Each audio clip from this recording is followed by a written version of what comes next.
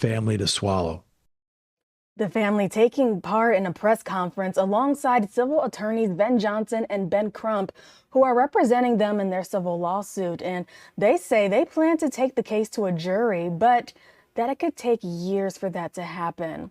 All this comes after Patrick Lyoya, a 26-year-old Congolese refugee, was fatally shot by then Officer Sher during a struggle over a taser during a traffic stop back in April of 2022. Sher had been charged with second-degree murder, but after days of the jury not being able to come up with a verdict, a mistrial was declared, and eventually the prosecutor announced he wouldn't retry the case. Meanwhile, a court hearing in the civil case is set for next month.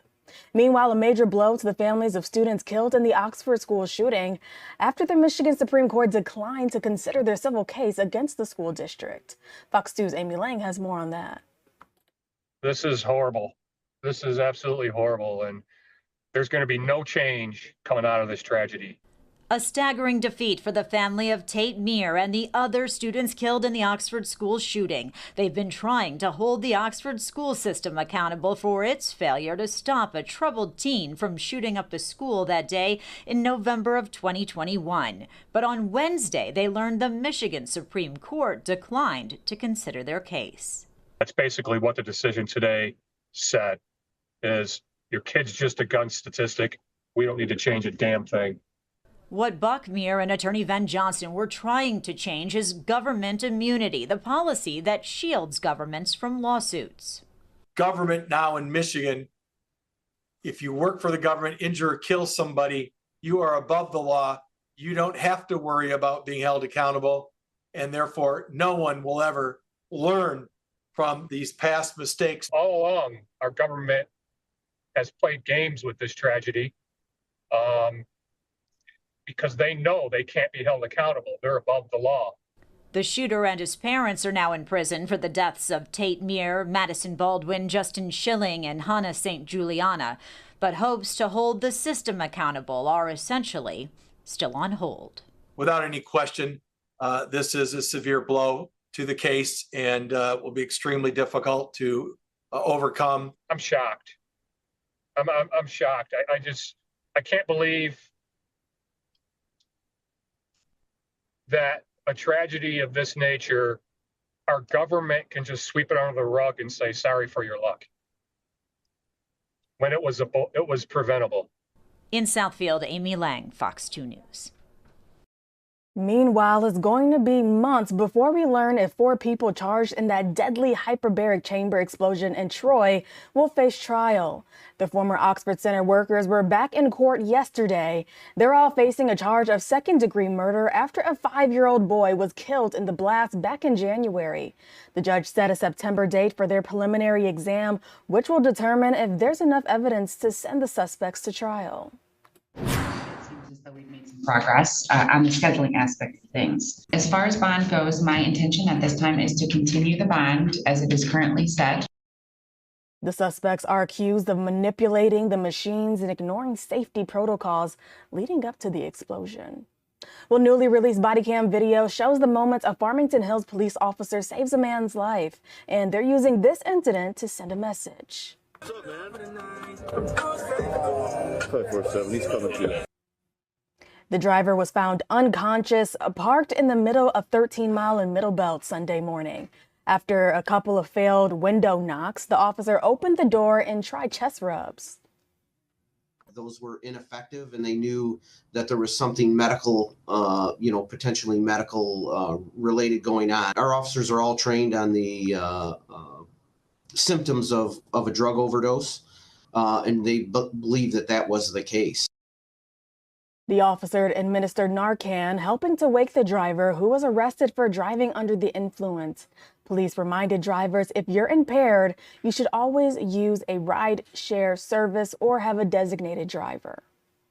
All right, well, Fox 2 Detroit Live is just getting started. Coming up, a massive new development plan for Novi with nightlife, housing, all the things. But not everyone is in favor of it. The concerns of some neighbors after the break.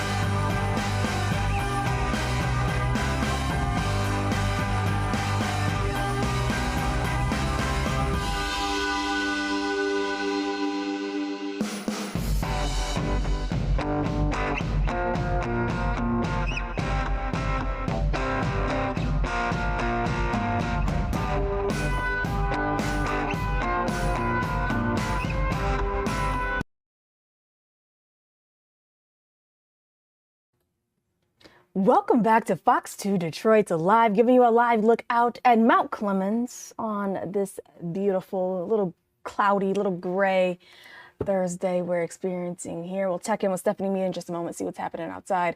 Meantime, the owner of a suburban collection showplace is planning to expand their footprint in Novi with a major new development. It's a $270 million project called Novi City West.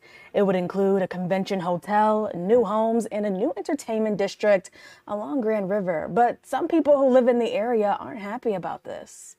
Every time we look at a development, obviously the infrastructure, not just traffic, but water, sewer, police, fire, are always big concerns, and we take them very seriously. It gets pretty chaotic in the morning when there's like too much traffic, rush hour traffic. I would believe it's going to add a little more traffic to it, definitely.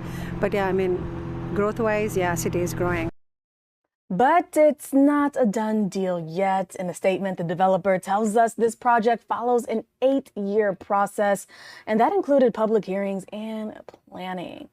So why'd they tell us about it then, Tom? Just got to go through all this.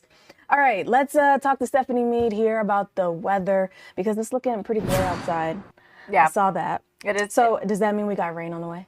We have some showers out there right now. I think today it's going to be kind of spotty, and same for tomorrow. We do have a lot of dry time in the mix too. It's just the rain isn't going to be a slam dunk today or tomorrow for a lot of spots. So it's dry, but it is cloudy. Temperatures are a little bit better than yesterday too. We didn't really make it out of the 50s for a lot of locations. Today we're in the mid 60s in Detroit at 64, 62 in Lansing, 63 in Toledo for right now. Now SkyTracker is showing kind of widely scattered showers in Wisconsin, northern parts of the state, down near Indiana, Ohio too. And they are just right outside of the viewing area. So these are very light. These aren't creating any massive issues, but if you're out and about and you feel maybe like a lighter sprinkle or a lighter spritz, that's because we are still seeing a little moisture out there. That's going to continue through a good bulk of the day today. Some clearing in spots, not all spots. And then as we head through Friday, we'll finally have this cold front slide through. We do have that potential for pick up on a shower or a storm as we head through tomorrow evening. Like much of the day today, I do think we see a lot of dry time, just mostly cloudy skies. Then we wake up to a lot of cloud cover come Saturday, but Saturday afternoon, Saturday evening, that does begin to clear out. So we do have a nicer end to the day. It's just starting off a little bit cooler as we head into this upcoming weekend. Precip chances over the next couple of hours, they look low, so it's not going to be a completely soaking wet day by any means. I do think we see a lot of cloud cover. Temps do manage to warm to the low 70s, 71 degrees, with that stray sprinkle around as we head through the day today. Our temperatures will peak by around dinner time tonight, and then our lows tonight, manageable. We'll be in the middle 50s as we wake up on your Friday morning. Now, Friday, highs will be in the upper 70s. That straight storm chance, I think, arriving Friday evening between like 7 and 9 o'clock. So when a lot of us probably out trying to have a good time Friday night, that's when we have that shower chance or thunder shower chance, nothing severe. And then by Saturday, temps are going to be a little bit cooler, upper 60s right behind that cold front, but we should see a lot of sunshine and it should be mainly dry. Precip chances after this week look to be low this weekend, starting off next week actually on a pretty good note in terms of rain chances. Now the middle to end of next week starts to become a little bit more unsettled as we return and have those rain chances return into the forecast. Now with that too, our heat's going to build into next week, so we're finally actually picking up on some summertime heat. And actually this has some pretty good timing as we officially start off the month of June on Monday. Temps are going to start to swing in the right direction, but when we had those rain chances midweek, we're going to start to see temps probably get a little bit closer to seasonal 70s, not low to middle 70s as we head through the end of next week and potentially next weekend. Temps, as we move forward, will be in the upper 70s tomorrow, upper 60s by Saturday behind that cold front. Then we're trending up as we head through Sunday, Monday, Tuesday, and Wednesday. We have 80s, mid 80s with that though too. We are increasing humidity, so we could be talking heat indices closer to 90 degrees next week. So definitely feeling like summer as we look towards Monday, Tuesday, and Wednesday. And then our next chance of rain arriving Wednesday with that next system that will usher out that summertime heat. So still a little up and down, but it's finally nice to see those summer temperatures. I know a lot of us are sick of the 60s and sick of the rain. We have a nice break from the rain this upcoming weekend and through at least the first 2 days of next week. You know, it's really insane to think about Monday, this coming up Monday, it's June 1st. Yes. Oh wait, is it Sunday? It's Monday. It's Monday? Yes. Yeah, this upcoming Monday is Actually, June I think it's 1st. Sunday. I think you're right. I think it is Sunday. It's Sunday? It's one of the 2 days. Sunday, Monday, I don't know. Well, It's starting either next way, week, It's coming yeah, up. It's it's coming up. In coming, the yeah. next 7 days, I can't believe we're already going to be in June, which is absolutely insane. I feel like April was going by so slow, and then we woke up and it was May, and May just zoomed back. Yeah, May did like blow by really quickly, Yeah. and I'm really happy that at least next week it's going to feel a little bit more like June. Yeah. Which is really, really nice. Finally, the pools could be used. Maybe you can head out to the lake. I don't know. I Yeah. know Monday, Tuesday is kind of a funky day to do that since people still work. I was on this retreat. I went to this retreat like a week or so ago, and one of the girls that were there, I guess she was tanning. She went outside and she was just like laying outside, and she woke up and she was so sunburnt. She had like a line right here because she was wearing like a bandeau top, but she was like so sunburned all up here, but she was tan. Isn't that a thing? Isn't that a thing? Like the sunburn creates a tan or something? For some, she's gonna be real creepy older. I don't know. That would hurt. When you said that, I was like, oh. Yeah. Ow. I mean, she looked like she was living her best life. That's She was all in the that matters. sauna, like- Hey, that's all that matters. And sometimes that crispiness does feel really good. Yeah. Like the first one of the season, you're like, ooh, that feels Yeah. nice. Just warming up your whole body. Yes. Yeah, I can definitely feel that. All right, Steph, we'll see you in a little bit. All right, see you in a half hour. All right. First is Sunday, by the way. Yes, perfect. Oh, the first Sunday. is Sunday. There we go. All right. 3, 4, 5, 6, 7, 8, 9, 10. How y'all feel?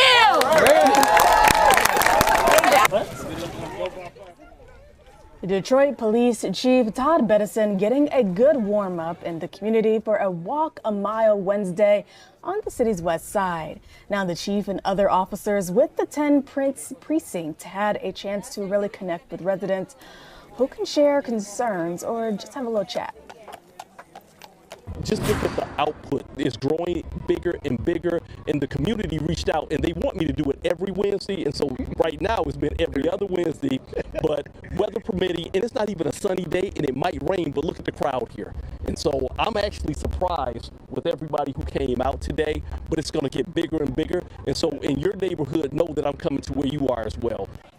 All right, well, we know that audio was all over the place, but Chief Bettison is following the footsteps of former Chief James White, who started the tradition 4 years ago.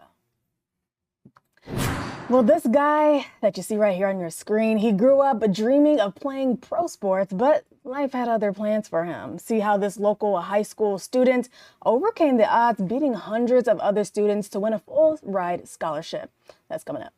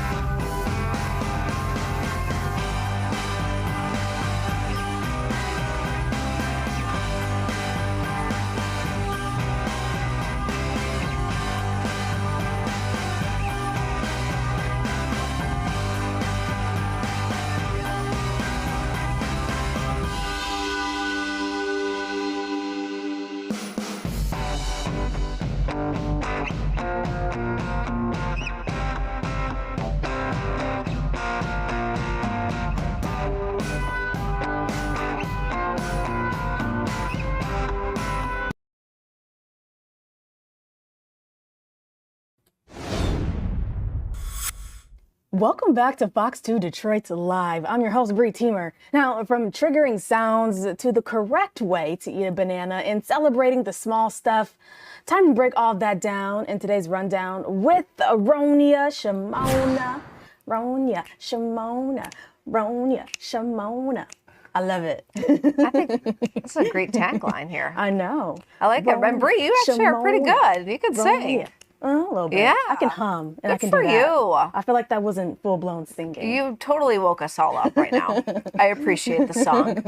I got some odd news of the day, starting with forget the wedding anniversaries. Let's start celebrating all of the little milestones in relationships. Some couples are keeping the romance alive by this new love trend called arbitrary anniversaries.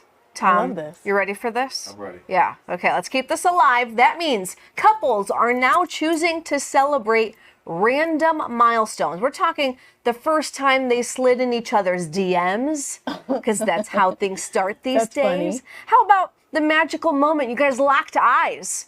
Ooh, Yeah. That's Or hard. maybe who's keeping track of that? Well, how about a first kiss? Are you keeping track of the first kiss? That's an anniversary you can celebrate. There were some other things on the list. Probably not something I'd like to mention. The first time of everything. Yeah. Okay. Yeah. But Okay. yeah, so this doesn't replace an actual anniversary, but it just adds more excuses for some cake and cuddles. Thoughts on this, Bree? I really like this idea, actually. I've been practicing this for a lifetime. Yeah, I mean, celebrate the small moments. Yes. Everything. Tom? You know? You have to buy gifts? Yes, you have to buy gifts. All right, no, you don't. No, you do. You do. You have to buy gifts. I got a huge sigh from Tom. But my thing is, who's keeping track of these dates? I am, and they're on my calendar, in fact. You have every Yes. single one of these dates. I have Everything a you lot just of little mentioned. milestones, yeah. So when you first locked eyes. Such as sliding into the DMs, first kiss. Okay, this DMs is easy because we have our DMs to go back to. But I'm Yes. talking about the first time you locked eyes. A first time locked eyes, first time of a kiss. I probably can go down to the time that it happened. Okay, where are you keeping track of this at? So it's actually on my phone, the calendar, on my phone. Yeah. What? Does your boyfriend keep track The of this stuff? boyfriend Is it keeps like track. a shared calendar? Okay, well, he's not keeping track, but I'm going to make him keep track. After this story, if he's can't. watching, keep track, please. You know what? I love this. I love this. I gotta do this. I gotta Okay. do this. You know, it's our 16th anniversary of us locking eyes. 16th Where's locking my eyes. Louis Vuitton purse? Oh my Where's goodness. my Hermes sandals? Okay. Well, now you're asking for a little too much. What? But I'm not going to That's say too it. much. You had to buy Because gifts. you know what? I want the same gift. So. All right. Let's get to A another. Goyard briefcase. I saw that yesterday on TikTok, I think. It was so cute. Oh, see? Well, all right. All Time right, for moving another on. major debate. I got to add these in here. When it comes to eating a banana, is there a right way or a wrong way or just a preference? Are you actually peeling it from the top of the stem or from the bottom?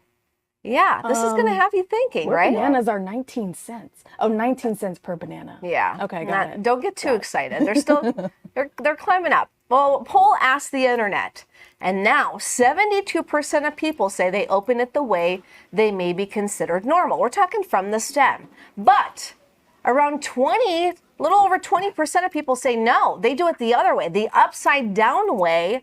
And age has a lot to do with this difference. The poll found the younger adults are more likely to peel a banana from the bottom, which is the same way, I guess if animals eat the monkeys, they do it that way too. I feel like that's harder to peel it from the bottom. I feel like the banana, It is easier. I've started Tom says it's easier. Do you get more nutrients that way? No, it's just an easier peel. Well, How? how about Sometimes the this? stem snaps or whatever. Okay, well, top or bottom, I guess it works. As long as my fingers aren't touching the banana, I'm good. But how about this, Tom? roll this next clip because this will have you really thinking. This video had gone viral a year ago, and I have to bring this back into the spotlight because a University of Virginia baseball player had been caught eating a banana like it was a corn on the cob. This is so unnecessary. This took the internet by storm, and I don't even know what to say. There is no reason for you to eat the banana like I knew that. Bree would enjoy this one. I have a way to eat my Reese's Pieces peanut butter cups or Reese's peanut butter cups, and it is this way. I eat the rim, and then I get to the peanut butter inside. I mean, even that makes more sense than this. But this, I don't know. I feel like he was doing it just for the camera. He probably did it for the camera. And then he's actually Rumor is chewing he it did. like it's corn on the cob too. It's like, yeah, he's slurping it in his mouth. Yeah. No. Well, uncalled for, unnecessary. And then, like you said, you get your hands all over the banana. Yeah, we're and not your trying. fingers smell The like whole bananas point all of the day. peel, God made it easy for us to Right. just peel and eat and not get Why are we anything making dirty. it hard? All right. You ready for save What we the got? best for last? Okay. This one is pretty interesting. We're talking certain sounds that instantly make us uncomfortable or angry these days. And of course, the internet taking this survey by storm on Reddit. Well, someone asked the internet, what sounds make you instantly angry? And number one on the list, surprisingly, the sound of styrofoam rubbing on another styrofoam. That is very weird to be number one on the list. Yeah, that's an agitating sound for sure. Number one though? I don't know, Bree. How about number two, the chirp of a dying battery on a smoke detector? This happened before at like 3 a.m. I woke my dad up and I said, you need to come please and figure out how to either change the battery or turn this off. This is one of the things that I ignore. Not gonna happen. Yeah. No. Yeah, unfortunately, I am one of those people. Number three, smacking when eating. I'll make the sound. Oh my God, not gonna my happen. granny smacks so bad when she eats. And I'm just like, are you serious right now? Like, stop. You know, I feel like we Don't need a let her whole- get a Jolly Rancher. We need a Oh my show God. just on that. Oh my God, my granny and a Jolly Rancher, horrible. Is she watching? She might be, but she already knows this. Okay. Okay. How about this one, number four? I agree with this one. A fork on, scraping a plate. Oh yeah, no. I'm cringing thinking about that. This is number one for me. And number five on the list, any child that's screaming or crying, whining, you know. Yeah. Come on, listen. Add dog to that too. Well, I think as a mother, we tend to zone out certain things our kids do. Like Yeah. mom, mom, mom. So, mommy. But can I tell you, here's what I thought was very strange that was not on the list that I thought should have been number one. What? Scratching a chalkboard. Oh yeah. That's a horrible sound. Couldn't listen to it, still can't. Horrible. I have a feeling I Or know like why. the clicking over and over of a pen. Oh yeah, I mean, hey, I guess there's Tom, don't start. And Tom's doing it. Tom, don't start. Horrible. All right, let us know what you think. Hashtag Box2. Yeah. All right, Hopefully, yours. I mean, hey, share it. Let's see what Tom's making the noise. Tom, cut it out. All right. All right. Cut. Bye bye. And we'll be right back. All right, Bree.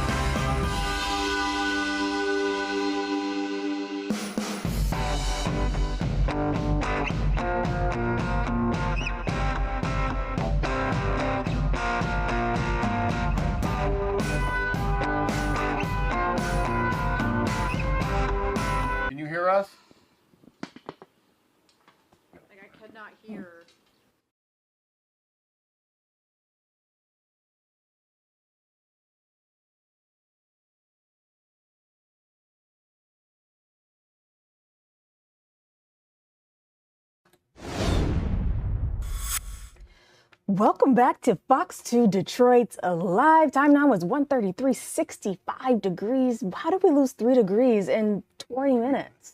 That's insane. Looking a little cloudy out there as well. That's because we do got a little bit of showers heading our way. Stephanie Mead's going to update us in just a moment here. But, you know, the president is currently on a commuting spree. He recently commuted the sentence of former big-time infamous gang leader Larry Hoover, who's the co-founder of the Gangster Disciples in Chicago, was sentenced to 200 years on state charges for the 1973 murder of a drug dealer. He was convicted of federal charges in 1997 and sentenced to 6 life terms. It's unclear how soon the 74-year-old will be released from federal custody. He's currently serving time at a maximum security prison in Colorado.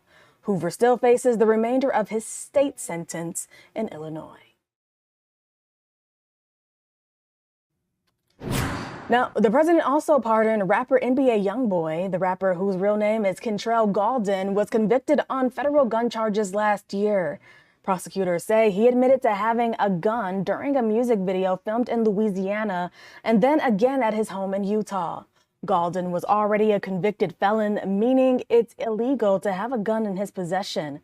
The rapper thanked President Trump for all of his work and all of this that he did for him. He thanked him online, saying the pardon gives him the opportunity to continue building as a, quote, man, father, and artist, end quote.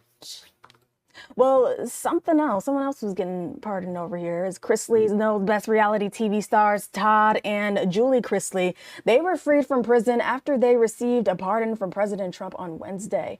Joining us live with more on this is Fox News correspondent Caroline Elliott.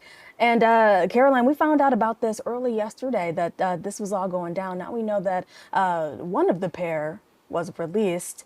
What else did you find out? Yeah, Bree. Well, this prison release was very on brand for the reality TV family. Okay, there were cameras all over, as well as some fans outside the prison showing up just to support the family here in Pensacola as Todd Chrisley was released from prison late last night.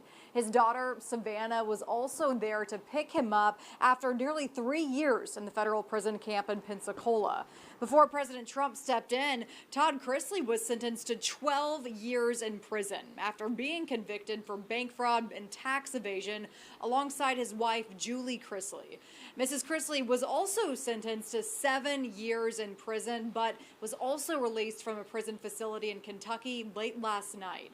The reality TV couple has been behind bars since 2022, and since then, their daughter, Savannah, has never stopped fighting for their release. She tells us the fight won't stop with her mom and dad either. In fact, she says the family is just getting started. Going to prison, I thank God for it, because it opened my eyes to something so much greater than ourselves, and it opened my eyes to the men and women that are in this system that need people to fight for them. And this doesn't just stop with my family. Now the question from reality TV fans is, will this show make a comeback? Well, Savannah Chrisley herself says the family will return to the big screen, but this time in an entirely different way. She says the family is now working with Lifetime on a new series to talk about their legal battle. Bree. You know, Caroline, I wouldn't expect anything less from this family, you know, to get out of a situation or get pardoned from a situation like this and go and, create a docuseries out of it. So it seems very on brand for them. The question I have is who Trump is going to pardon next. It seems like he's on a little bit of a spree here. So we'll have to stay tuned for that. Absolutely, Bree. We do know, of course, that President Trump pardoned a long list of people this week. Todd and Julie on that list, of course. But again, we'll see exactly what happens next. Bree. Caroline, thank you so much. And we're learning more about the gripping kidnapping and torture plot by 2 New York crypto investors. The 2 facing numerous charges, accused of torturing an Italian tourist for weeks in order to steal his Bitcoin wallet. Fox's Connor Hansen with the new details. A second crypto investor has turned himself in after allegedly kidnapping and torturing a man for nearly 3 weeks. Investigators say it all happened inside this high-end townhome in the Soho neighborhood of Manhattan. William Duplessis and John Waltz are accused of trying to steal an Italian man's Bitcoin password after luring him to the United States.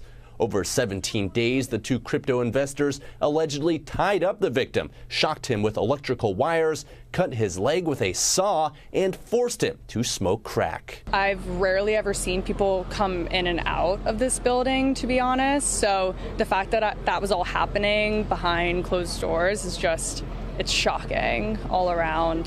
Definitely makes you think twice about who your neighbors are. The 28-year-old victim says he was finally able to make a run for it after saying he would give up the password, finding a traffic cop outside. With crypto becoming more mainstream, more investors are being targeted. In Paris, an attempted kidnapping was caught on camera. Masked men trying to abduct the daughter of a crypto businessman. As violent and as extreme as the circumstances are, this is a growing problem worldwide. In fact, it even has a special name. It's called a wrench attack. Prosecutors say a search of that Soho townhouse turned up evidence like a saw, night vision goggles, and photos of the victim with a gun to his head and a crack pipe in his mouth. In New York, Connor Hansen, Fox 2 News. Well, the world's richest person getting out of Doge, Elon Musk announced he's quitting his role as advisor to the president and head of Department of Government Efficiency. He fought many in Washington, including members of the Trump administration, over his proposed budget cuts. Over the course of a few months, Musk drastically lowered his goals for slashing spending from $2 trillion to $1 trillion and down to $150 billion. Musk thanks Trump for the opportunity. He'll now shift his attention to other jobs, like running his car company, Tesla, and rocket company, SpaceX. Well, a little bit of a health alert for you today. As a new variant of COVID-19 is circulating in the U.S. and other countries, it may be driving an increase in the number of cases. The World Health Organization says the new variant called NB181 has reached nearly 11% of samples. Current vaccines are expected to remain effective for the virus. The new variant has been detected in international travelers arriving in California, Washington State, Virginia, and New York. All right, well, let's get into this weather update with Fox 2 meteorologist Stephanie Mead. Here is she. Yes, so it has been kind of cloudy out there over the past couple of days. Yesterday was cool. Today we're getting a little bit better. We're in the 70s. And then progressively over the next day or two, we'll finally start to shake the cloud cover. We'll see more sunshine, and then we're headed to the temps towards the 80s. So it is going to get a little bit warmer as we look towards the middle part of next week. Temps right now are in the middle 60s, 65 in Detroit, 59 in Ludington. Temps in the low 70s up near Marquette at 72. So we have a wide variety from the 50s, 60s, and 70s today. Like mentioned before, we're headed to the lower 70s as we head through this afternoon. Now, right now on radar, we have a few showers north of us into parts of, say, Traverse City, Cadillac up near Alpena, so northern parts of the state, and then showers in central southern Illinois. Otherwise, there might be, again, a stray sprinkle today, but nothing really too heavy and nothing really widespread, just in terms of rain chances, which is great. So we do have a lot of dry time, so you can actually enjoy the 70-degree day today. As we head through the next couple of days, there will be that on and off rain chance. I do think we see a lot more dry time than not, especially tomorrow. We start off with a mix of sun and clouds, and then as this cold front sweeps through the state, could generate maybe a shower or a thunder shower, but that's going to be a quick hitter, should be in and out, and we're dry as we start off the day on Saturday. Now, there might be a little bit of cloud cover to start, but it will quickly decrease through the afternoon. The evening as a whole looks okay, might be a little cool, but we're dry, and we're starting off at least the day on Sunday on a relatively dry note. Our precip chances over the next several hours, nothing impressive, very much spotty and very much isolated. Highs today will be in the low 70s. We'll see mostly cloudy skies, stray sprinkle chance possible, and as we head through the day, we see our daytime highs hit during the middle part, if not closer to dinner time. 54 tonight for an overnight low, partly cloudy skies. The Detroit Grand Prix this weekend, there might be a late storm chance on Friday, but we have a lot of dry time, and I think that window of opportunity for us here is going to be between like 7 and 9. So it's going to be a short window. And again, not everyone's going to pick up on that chance. So we could be completely dry for spots, even ending the work week. Saturday, we're dry, we're cool, upper 60s, really ideal day for some racing on Sunday. Highs will be in the low 70s with a mostly sunny sky, so really comfy for those that want to be downtown. Precip chances after Friday look to be low. So I think Saturday, Sunday, Monday, even into Tuesday look really good. Now, it's not until Wednesday where we start to shake things up. We could potentially be factoring in additional shower chances out ahead of this heat, and we're finally talking summertime heat. I feel like that's been absent for us for the last, 2 weeks of May. Our heat will build as we head through Tuesday, Wednesday, potentially Thursday as well. And when we factor in rain chances in our next system, it's going to knock us down maybe a little bit more seasonal for this time of year to wrap next week, heading into next weekend. So more of a roller coaster again for us here as we head through the next couple of days, Saturday, Sunday, Monday. Temps will slowly start to trend a little bit better, and then by Tuesday and Wednesday of next week, we'll be in the middle 80s. We could be factoring in high humidity levels, so it's not necessarily going to feel comfortable either. And over the next 6 to 10 days, well above average temperatures look to at least be across not only here in Michigan, the Great Lakes, the Ohio Valley. So there could be a few spots that feel like the 90s for a lot of locations. 72 on Sunday. It's going to feel nice on Monday. Then we see that heat and humidity build Tuesday into Wednesday with rain chances returning. So finally getting a little taste of summer. Yeah, and we very much have been waiting for that for way too long. We need Yes, it. I agree. All right, Steph, we'll see you next hour. Okay, see you. Alrighty, well, being a race car driver, it takes skill, precision, dedication, and stamina. So how do the Weather Boys do on the track? We'll find out up next.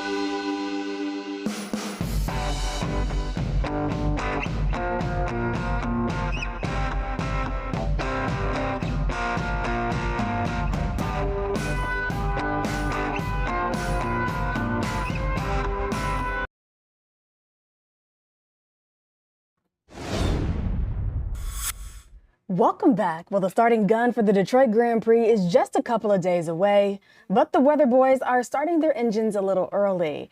Derek Kevra and Alan Longstreet, they wanted to give go-kart racing a little bit of a chance, maybe against a real pro, but first they needed some coaching from a 9-year-old. Check it out. My biggest concern is that Alan keeps talking about crashing me. It's been made extremely clear that we're not allowed to smash or crash the cars. I think everybody gets it except Alan.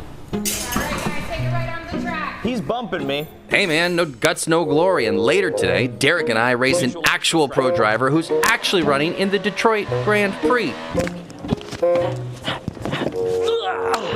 We're not ready. I've got you if you need me. 4,000. And we need help. Okay.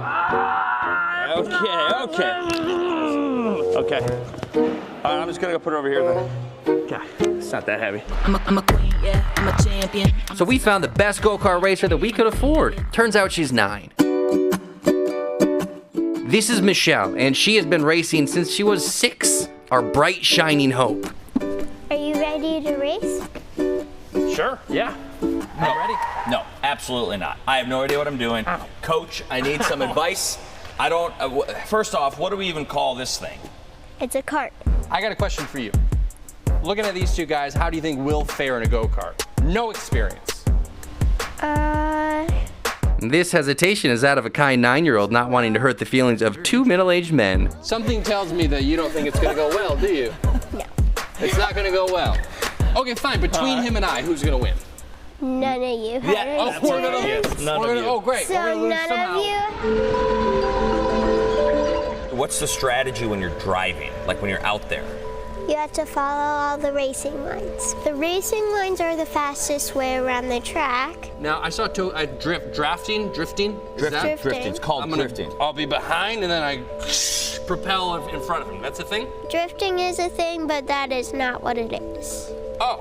When you drift, you make a turn and then your back end slides. Right. So it's when you have to adjust really quickly to make sure you don't spin out. Oh, we will absolutely spin out. You would have to go from here all the way to the apex of this turn. Oh. So this is the apex. You have to go through it. The more you turn, the slower you are. From the apex, we're coming back to the outside? Yes, this is the track out. Over here about. Apex, track out. Apex, track out, back to apex. Back to apex. Straight lines, less turning. Turn less, lot of pedal, metal. Pedal to the metal. Pedal to the metal. Coach, you ever get scared?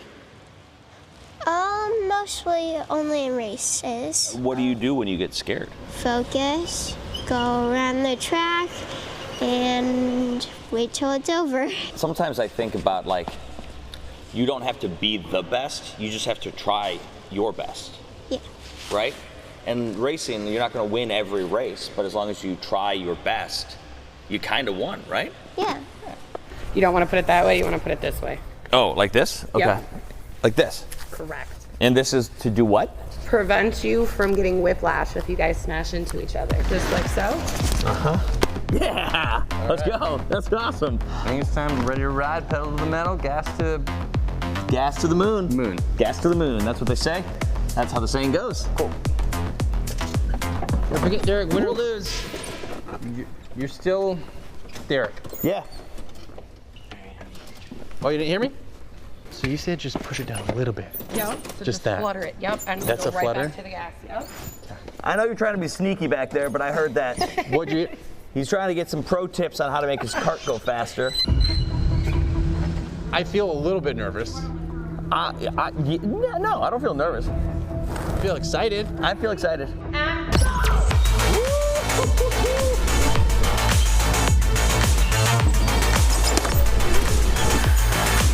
I think you're in trouble. Oh shoot, that's not good. That's a spin out. We call that a spin out. Oh yeah, that's drifting. You're doing great. This is a lot harder than I thought it'd be. I did not anticipate the sweat. 23-3? 23-3 is really good, Alan. All right. That's Thunder Kedrick got a 24-1. Oh! 24-1. Dude, we were separated by 0.8 seconds. 0.8 seconds behind me, but who's keeping score? How'd we do? I didn't think that you would beat my time, but I did see a lot of spinning. Was that good or bad? I felt like it was good. It's bad. I told you that the tires were meant so it can catch you if you spin, but that didn't exactly mean you should try to spin into them. Last question. Are we ready to take on a professional race car driver? Let's just say sure. Okay, we trained with a child, battled each other. Now the real test awaits. Ricky Taylor, Cadillac driver, defending Detroit Grand Prix IMSA winner. Today's mission, destroy a couple of weather boys. Look, I carb loaded last night. 3 pancakes, 1 banana, a little bit of peanut butter. I mean, I don't want to humiliate him, but kind of feel like he's asking for it. What's the plan? Win. Step 1, win. Okay. Step 2, win at all costs. Okay. So I've got a little trick up my sleeve. Sure. All right. How is he going so fast already? The weather boys are aggressive. Okay, I had a feeling he'd be good, but not this good. And also, how is Alan so good at this? Something that I'm doing is not working. Derek! He just keeps going faster and faster. He's gonna lap me! He's gonna lap me! Oh, there he goes. Come on! Come on! We got one! See if we can make a move. Oh, it's blocking me. Oh my gosh! No matter what I do, he keeps going.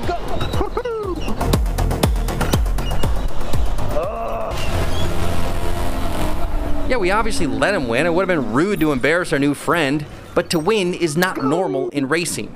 You lose 99% of the races. It's not like most sports where it's a 50-50 each weekend, whether you're going to win or lose. There's 20 other guys. And it's not like they're racing every weekend either, which makes the Detroit Grand Prix a pretty special situation. It's so unique getting to do a street race. We only do 2 a year, and coming to Detroit, the whole city becomes a part of the weekend. I think over the 3 days there's 150,000 people that pass through the racetrack, and it creates such a cool environment for the drivers and for the teams to share the passion for the sport. And for us, it became racing was what we fell in love with, was competing against the best drivers in the world. Now I know you know he wasn't referring to us, but I'm going to pretend that he was and stop the story here. Oh wait, one more thing. What if you have to pee during a race? Great question. You pee in the car. Ew, gross. Okay, that was a surprise, Ricky, and not a good one. Now, look, just remember when you win the big race, don't forget who didn't help you get there. Flexing like a winner, winner, winner. Flexing like a winner. All right, good stuff there. Well, Oakland-based makeup brand e.l.f. has signed a $1 billion deal to acquire Hailey Bieber's skincare brand Rhode. e.l.f. will pay out $800 million to acquire the celebrity skincare brand, plus another potential $200 million based on brand growth over the next 3 years. Bieber will continue serving as the company's founder and chief creative officer. Rhode's products are currently only available on its website through e.l.f. Though e.l.f., I should say. They say it plans to launch partnerships with Sephora this year. Okay. Getting some drugstore brands in Sephora. I feel like that's something that a lot of people have been asking for. All right, well, if you're on TikTok, you've probably seen those AI baby videos.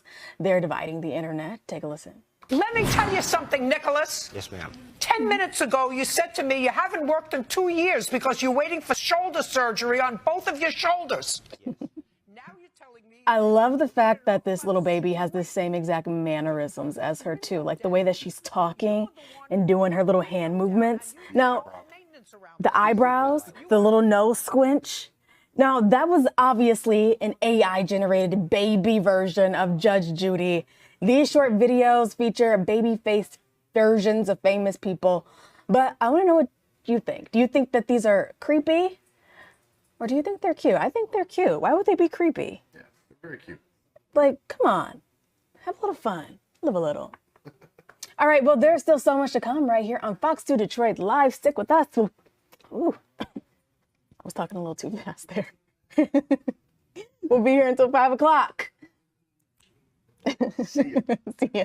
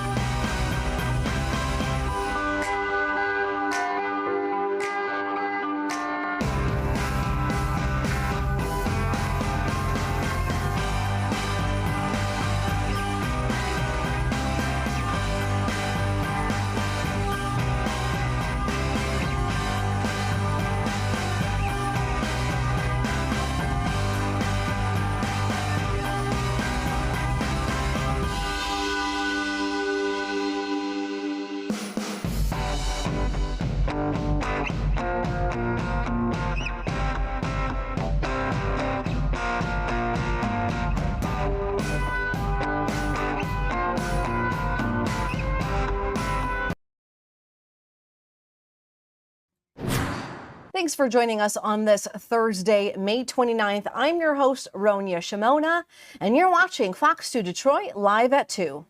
Live from the Fox 2 newsroom, this is Fox 2 Detroit. We begin with President Donald Trump, who's taking a hard look at potential pardons for the men convicted in the 2020 kidnapping plot of Governor Gretchen Whitmer. The president saying the trial, which ended with 2 convictions and 2 guilty pleas, was not handled correctly. Fox 2's Tanisha Cordell has the details.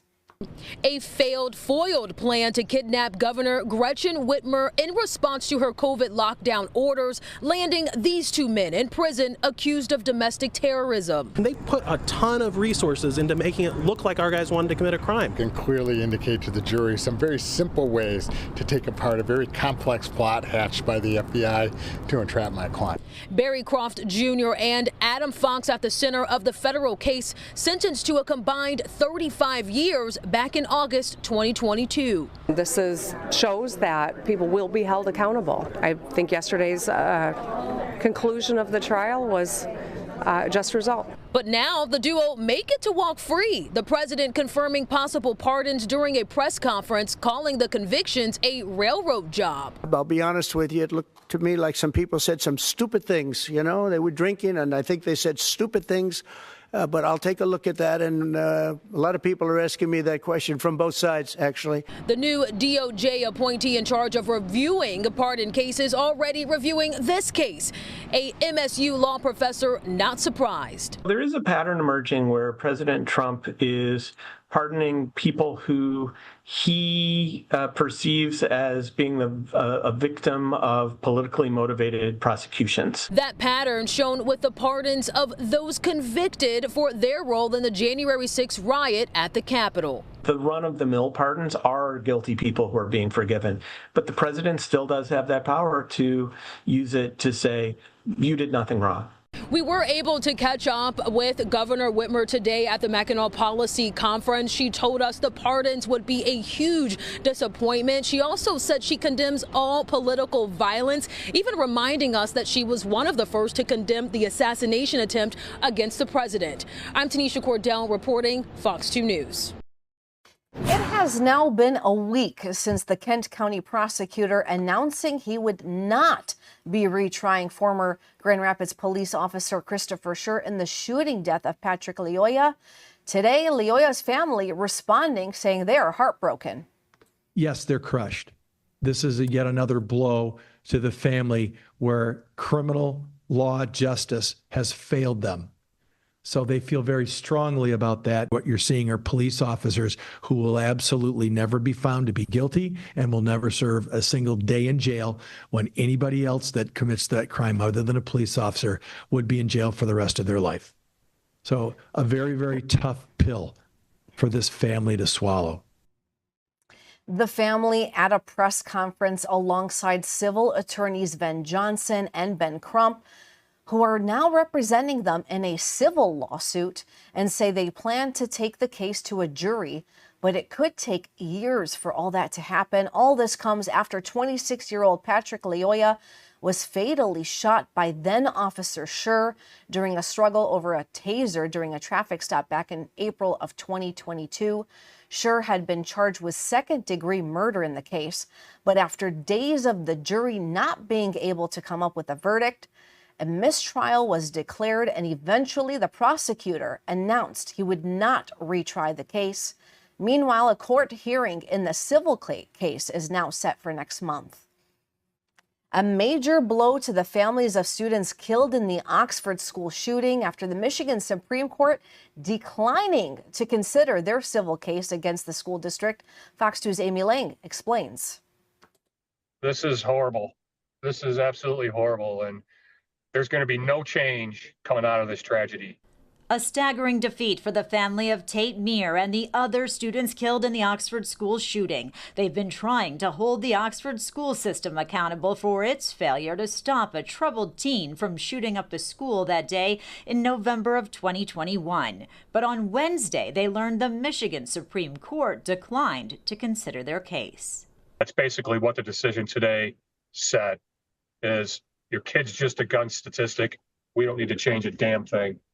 What Buckmeyer and Attorney Ben Johnson were trying to change is government immunity, the policy that shields governments from lawsuits.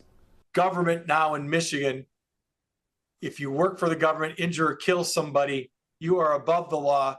You don't have to worry about being held accountable.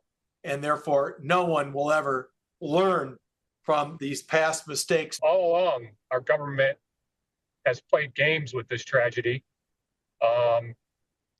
because they know they can't be held accountable. They're above the law.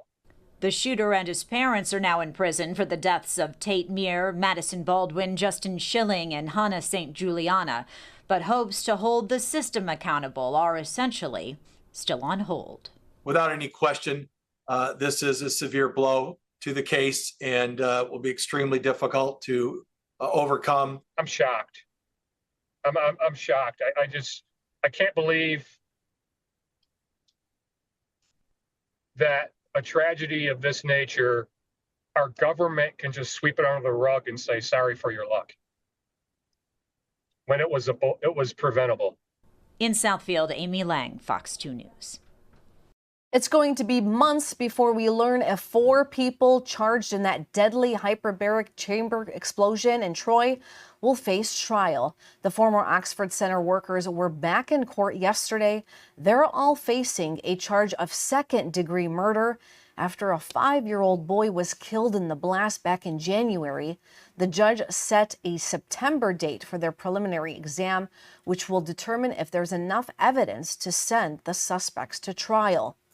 It seems as though we've made some progress on the scheduling aspect of things. As far as bond goes, my intention at this time is to continue the bond as it is currently set.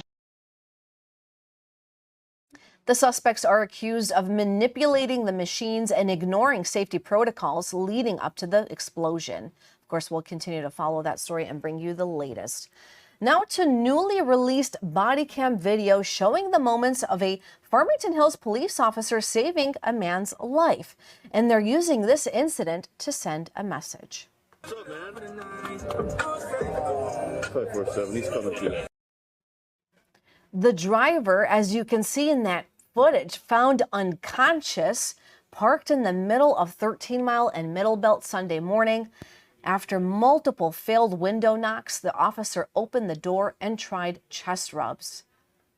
Those were ineffective, and they knew that there was something medical, potentially medical related going on. Our officers are all trained on the symptoms of a drug overdose, and they believe that that was the case.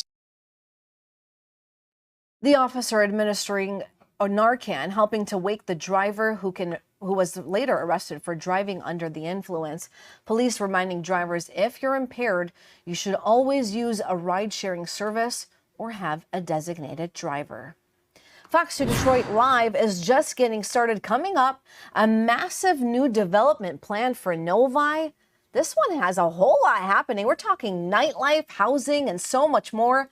But not everyone is in favor of it. We're going to talk about the concerns. We're going to hear all from neighbors and so much more after the break.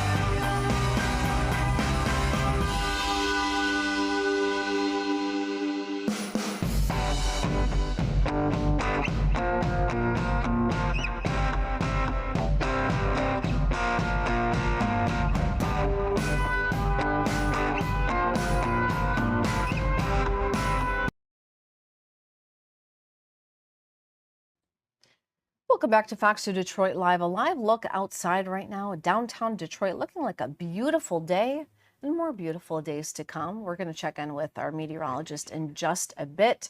Now, the owner of a suburban collection showplace is planning to expand their footprint in Novi with a major new development. It's a $270 million project called Novi City West.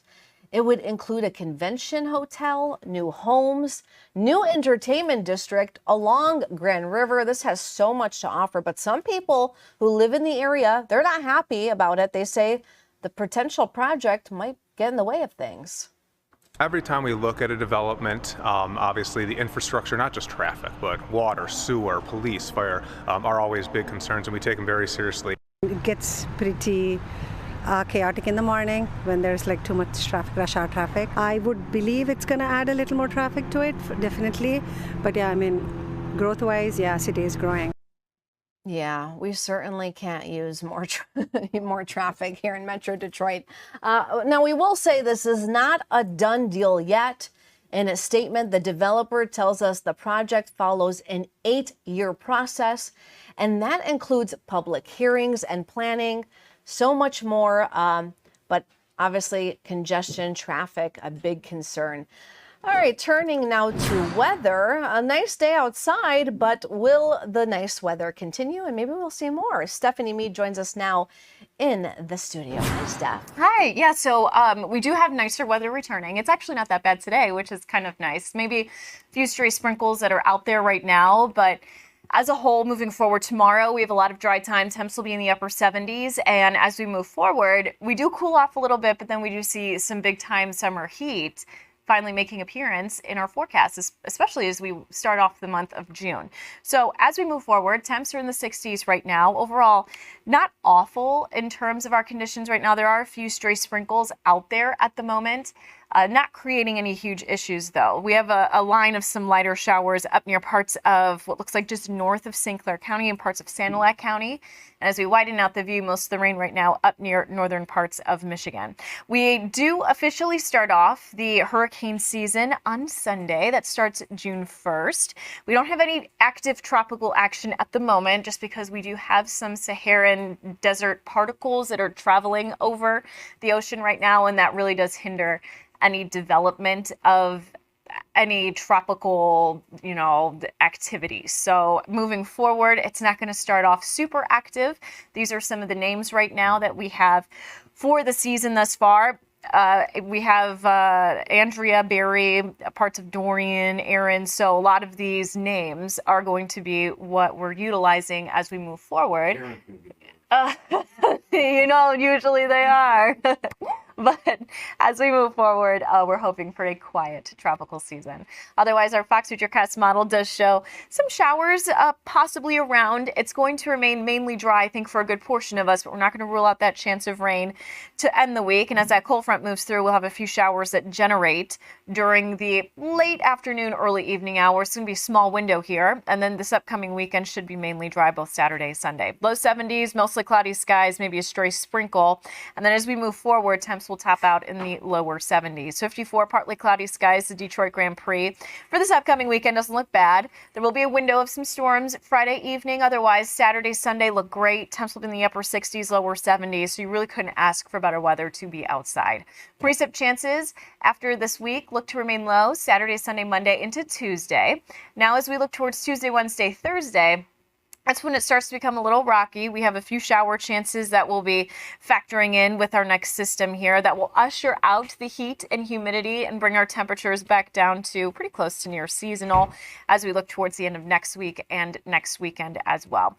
The next 7 days or so, temperatures look to remain cool to start. Then we'll see those numbers go up Sunday, Monday, Tuesday into Wednesday. We could be talking middle 80s Tuesday and Wednesday with heat building and the humidity building as well. So when you factor in the heat and humidity, we could be talking heat indices close to 90 degrees, which is going to feel relatively different, at least compared to where we have been. A lot of temperatures have been in the 60s, so above average temps across the Great Lakes and the Ohio Valley. We will feel that. We will see that. A lot of dry time Saturday, Sunday, Monday, Tuesday, and then seeing our next chance of rain arriving Wednesday with the heat as well. I'll take some heat. 80s. What a great forecast for now, right? For sure, yeah. It's nice to finally feel like summer. We're starting off June on Sunday, so For sure. what better way to start off a summer month than with summer temps? Thank you, Steph. Appreciate you. Yeah. All right, gotta check this video out.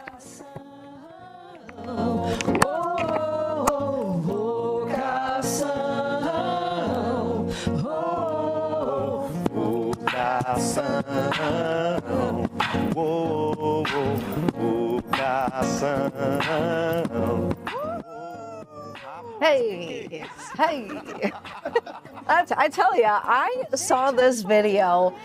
I was absolutely intrigued. These are some sisters with some serious soul. I mean, talk about reenacting a sister act in real life. All right, she was beatboxing, and really, she did incredible. All right, 2 Brazilian nuns breaking the internet and expectations, of course. Beatboxing, dancing live on a Catholic TV show. They turned this whole chat into a religious retreat, full-on performance, and so much more. Talk about some grooves. I just love this. It got so much attention for all the right reasons. All right, still ahead, a federal court blocking President Donald Trump's imposing sweeping tariffs on imports, and the impact has a lot happening with the whole global markets, stocks, and so much more. We're going to hear from a financial expert on what we can expect here on Fox 2 Detroit, live at 2.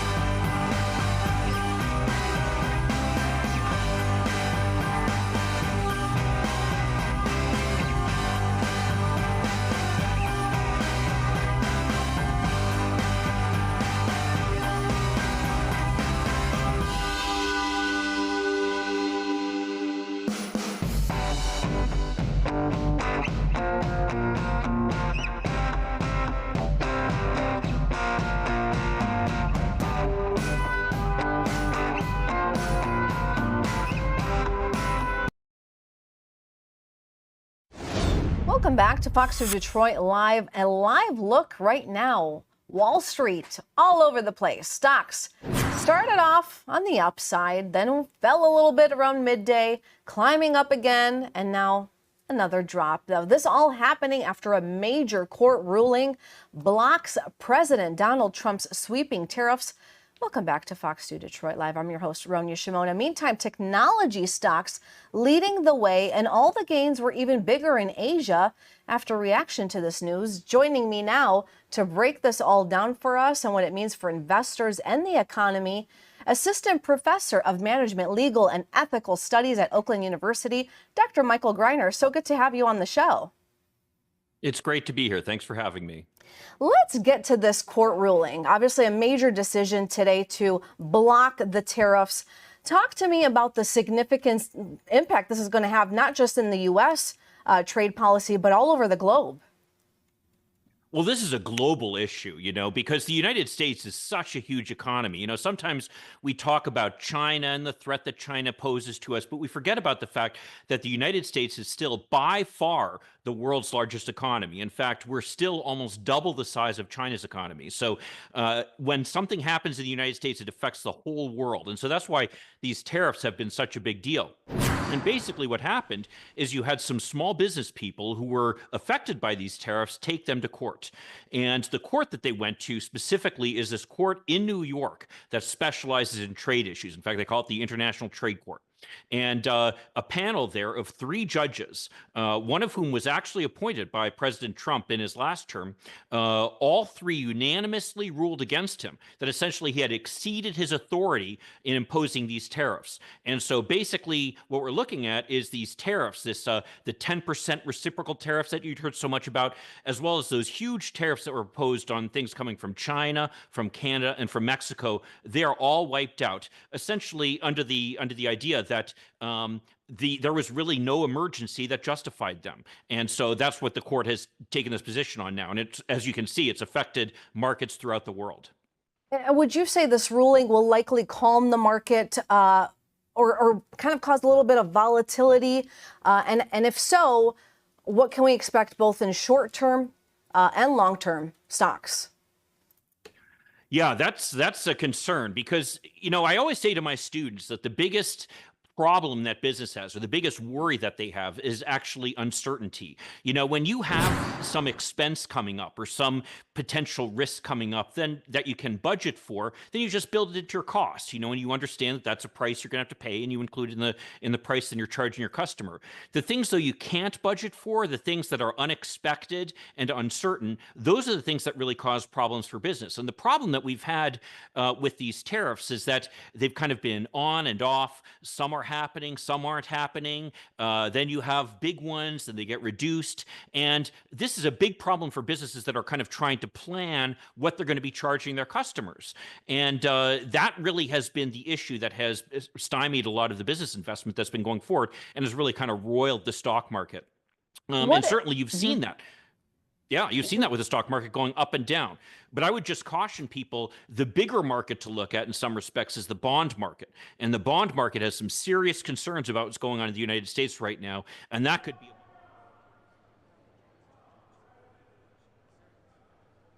The biggest thing is obviously there are people that are coming close to a retirement time, and then there's the young investors that are ready to jump into the volatility and take advantage of this all. So what would you say? Is it a good time to make moves? Is it a good time to hold back and be on reserve?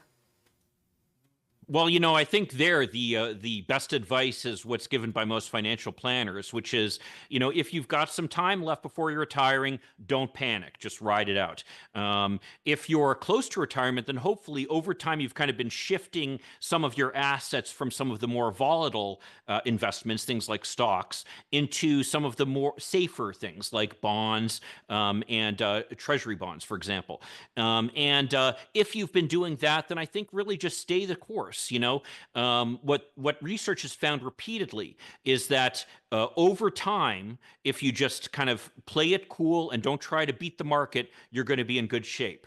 The problems arise when people try to outbid the market or try to invest in potentially volatile investments, things that really aren't very secure. And in cases like those, there's that old saying of if it seems too good to be true, it usually is.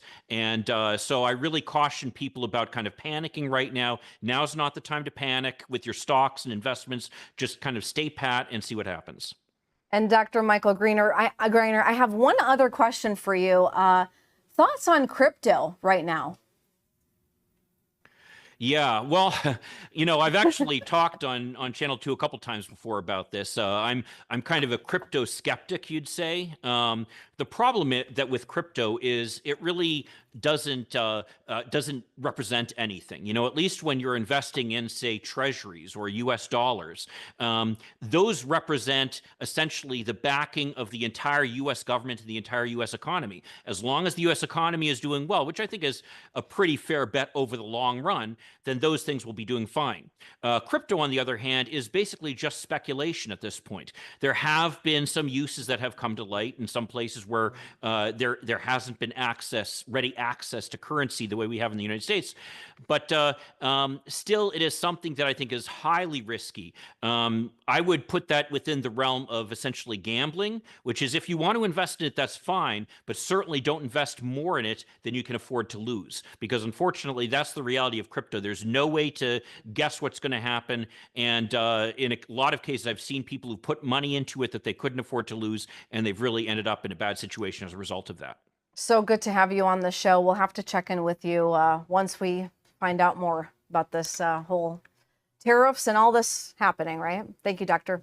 Yeah, crazy times. And I'm happy to come back anytime. Thank you. That's all for the time we have from Fox 2 Detroit Live at 2. Jay Towers is up next. Have a great day, everybody.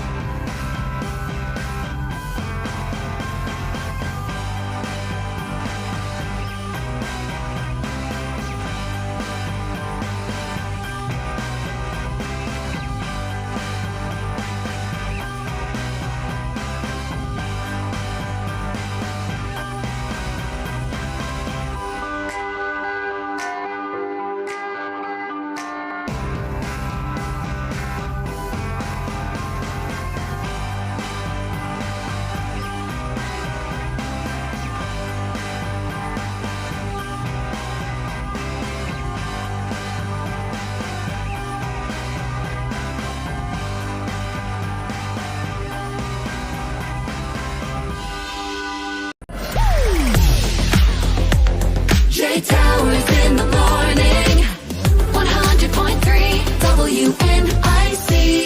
I always feel like it's a funny thing to say on the air. I'd probably say it off the air, but I always feel like we're having such a fun, good show when all the notes I put down in front of me of things I want to talk about with you, we don't get to. They're just out the window. That's you know, that is the formula. Like I haven't done any of these Fox News headlines. Yeah, that's when you when you don't need what you plan. Right. That is. But that's good. All your best program directors tell you that. Yes, when the show happens organically. Comerica Park is in the news today. This is interesting. So this grounds crew guy was injured while raking between innings yesterday and hurt his leg. It looked painful. So the camera zooms in on this guy. And I saw Ryan Armani put this up on his Facebook, like a screenshot of the TV. Blew out his knee or something. Yeah. And he makes eye contact with the camera and then he flips off the camera. And it's a Major League Baseball. I mean, it's a live broadcast. I have so many questions. Do you want to play something first? Yeah. I hope this guy's okay. A part of the grounds crew. He's hurt. One of the EMTs is coming out. It doesn't look like he's too comfortable, so hope it's just a leg and something not too serious. Yikes. Can't do that. Ooh, can't do that. So a couple things. First of all, I didn't know that you could hurt yourself in a rake incident. He could hurt himself. He blew out his Achilles. I mean, I know you can step on a rake and maybe bonk yourself Maybe in the slipped head. on the sand or the dirt pile or Which, whatever. by the way, we've never seen anybody do, but we've seen it in cartoons all the time. a lot, yeah. They always put a rake out. Also, why are we raking during a game? Can we get our landscaping done prior to the players taking the field? I think that's part of it. I think that's part of it. You shouldn't have people you shouldn't have people that don't go to baseball games discuss that. I 'cause know. I have no idea. I went to a baseball game. Yeah, I know. We see the picture every year. Yeah. Yeah, you do. And also, maybe he just flipped off the camera because he's like not supposed to be a star of this game and was irritated that they caught his embarrassing rake injury. Yeah. I mean, I'm not laughing, but listen, it's a rake injury. if you blow out your Achilles, right, that's super painful. I get it. And I'm thinking maybe I don't know, maybe he just has a get the camera moment. off of me. Yeah. There have been moments when I've been in the car and maybe somebody cut you off or something, and I have to catch myself to not go crazy because I'm not in a position where I'm allowed to do that. I know. Isn't that? I mean, I can't put online nasty reviews out against people who I feel have wronged me because your picture's right Because there. they put and the it gets picture up. connected back to I know. Speaking of the Tigers, I drove past the old Tiger Stadium yesterday in Corktown because I went out to lunch at the Mercury Bar. Have you guys ever been there? No. It was really good. We're gonna have to go sometime because they have really good burgers. They've got like cheese fries, poutine fries, all that good stuff. And I was out there and then drove past Tiger Stadium and was like, oh my gosh, I had no idea that this was here. Chelsea goes to lunches now. I do. I know. And she just tried to rope us into one. I know. I had nothing on the books for lunches, and now I have 2 next week. You do? 2 lunches. Are you trying to one up me now? No, it just happened that way. No, you're trying to one up me. You I got don't a like Tony that I had lunch. a couple of I got You're a- going to lunch with Tony? Well, I just want pizza. So I said, oh, Tony, you want to go to lunch? I'm just haven't had pizza in a while. Okay. And then our friend Nick, our friend Nick I'm going to go see. So anyway, a couple other headlines this morning. This is a big one. A $270 million plan to reshape part of Novi is facing resistance from neighbors concerned about traffic. Go ahead, say Is it Sheets? It's not Are they Sheets. trying to- The developer behind Suburban Collection Showplace wants to build Novi City West, featuring a hotel, new homes, and an entertainment district along Grand River. The project has been in the works for 8 years, but still needs approval. What's going on in Novi that they don't want stuff? No, but I do understand. Like, I'm picturing that area. It's already a busy area. I can't imagine how many more cars are going to be there. When I go to Motor City Comic Con, when you go on Saturday morning, you line up on Novi Road at the corner of Grand River, and then it's almost a mile to the Suburban Collection Showplace. That's just that day. Yeah. So I'm sure if you live there, it's probably you're probably stressed about more people out in that area. My mom worked in Novi for years at Michigan Cat. It's like right on 10 Mile, and we live on 10 Mile in South Lyon. So technically, it should take her no more than 15 minutes to get home. But because of how busy Novi Road is and Novi in general, it would take her sometimes almost 45 minutes to get home from work. That's insane. I do get it. I mean, a million years ago when I lived in South Lyon, like I was 19, we lived in South Lyon when we first moved down here. Yeah. And I can remember when Novi was 12 Oaks, Red Lobster, a thing, and another thing. That's right. Yeah, that was it. Yeah. That was what was going on in Novi. Yeah. So I do think that it'd be cool to add all that stuff, but I understand where they're coming from. Here's something I get invited to every year, and I finally stopped getting invited. The Mackinac Island, the policy conference there. You get invited? I always get invited. Yeah. Wow, I thought it was just for like... Movers and shakers? I mean, I know you're a mover and a shaker. Addison, are you trying to say that I'm not a mover and shaker? Do you get invited as some sort of government official? No, I get invited to go up there just because you get invited by people sometimes. Look at you. You're very fancy. And that's the last thing I'd ever want to do. Helicopter in. Didn't Paul do that one? Paul did. You did, didn't he? Yeah. Wasn't it totally against the rules? Yes, it was. He landed at a spot he's not supposed to be landing. Oh, that's so great. Jay, I want you to mention my helicopter friends. They gave me a ride. My flight tours. They were the best, by the way. They were great partners of ours, advertisers. Yeah. If you ever want to get a tour of the city, go with them. Yeah. He was so excited. That's it. That's it for now.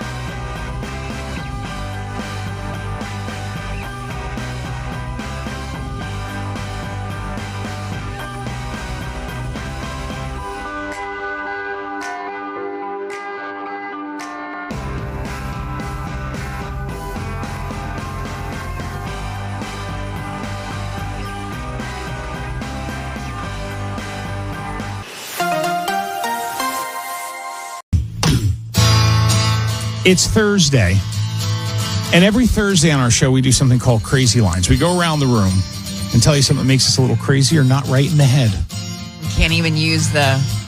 Well, we've got something better now. I think this is going to be special. I enjoy every day is a new adventure, learning what music bed that won't get us fined. A new adventure in sound. That you find on YouTube. I'll go first in Crazy Lines today. When I have a gift card, many come from you too. Why can't I just make it easy on myself and take a quarter and scratch the little number off and just put it in online and be done with it?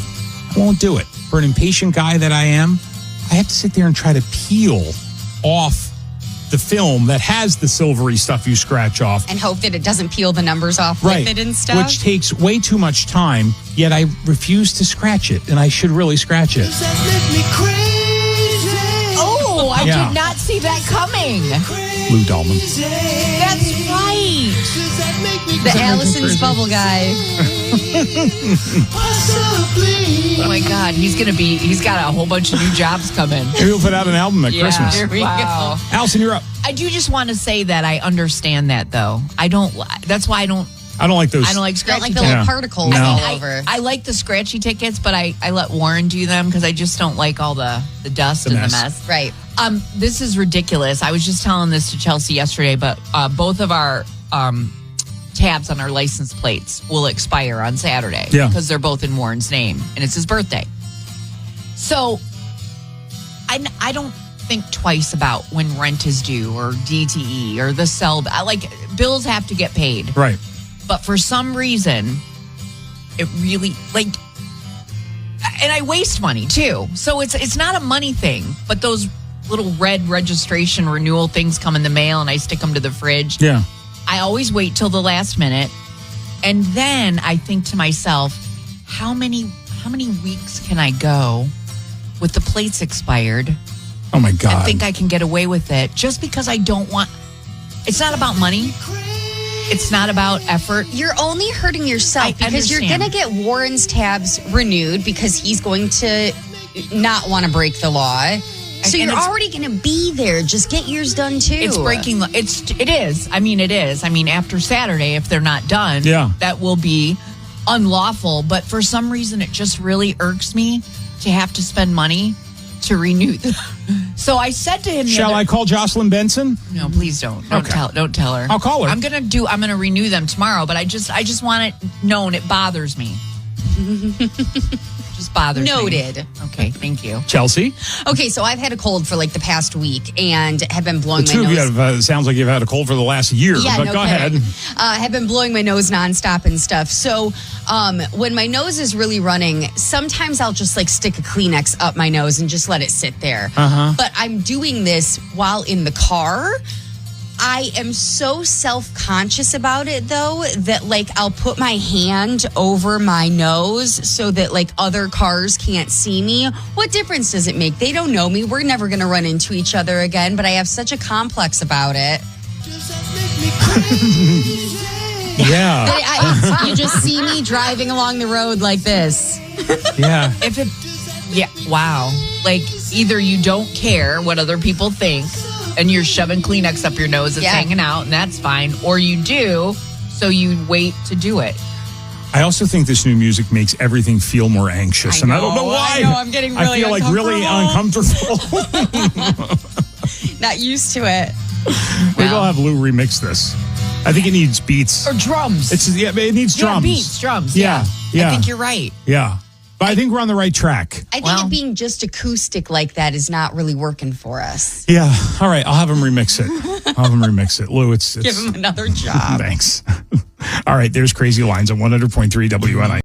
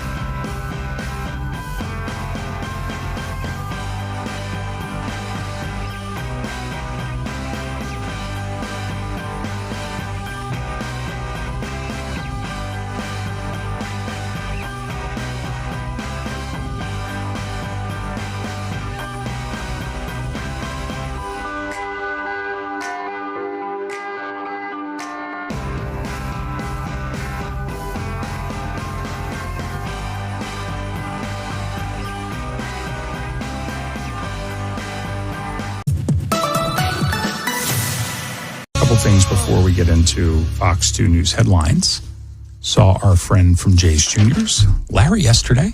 Larry, you saw Larry? Larry came to the house yesterday. So he came to your house? Yeah. Why? Is he gonna do your garage? Larry's gonna, I think, do the floor of my garage. Yeah. Oh, that's what. Yeah. He's got a new company. Yeah. Larry is It's married. the California Closets of Garages. That's right. Larry's married to our friend Debbie at Angels of Hope, and Larry and Debbie are amazing in our Jay's Juniors program. They come every year with us. Yeah, but he has a company called Garage Up now.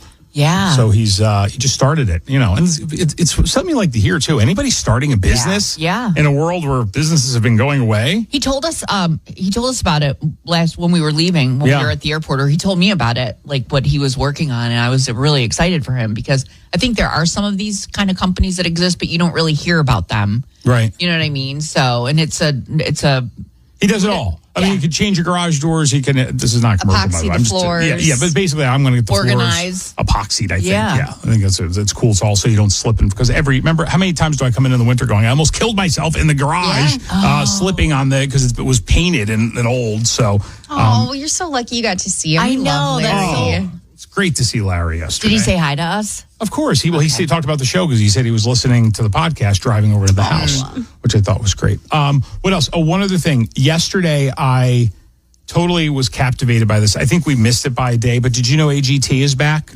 The regular, in the America version, America's Got Talent. Oh. I've been watching Britain's Got Talent, Gold Buzzers on YouTube. Yes. Well, the show came back. I thought it was a summer show. Oh, it is summer. Yeah, it is. Duh, right. This street performer named Jordan Blue came out. This kid with long hair. He's like 23 years old, has a girlfriend and a newborn baby. Okay. And he was, remember the attack in New Orleans with the car and all that, the terrible thing right before the Super Bowl? Yeah. It was right where he performs. So that part was emotional. But then he came out and sang, remember the song Break Even by The Script? Yeah. Can I just play you we played that at nauseum. Yeah. Okay. I'm excited to hear it. Maybe this will change how you feel about the song. I'm still alive, but I'm barely breathing.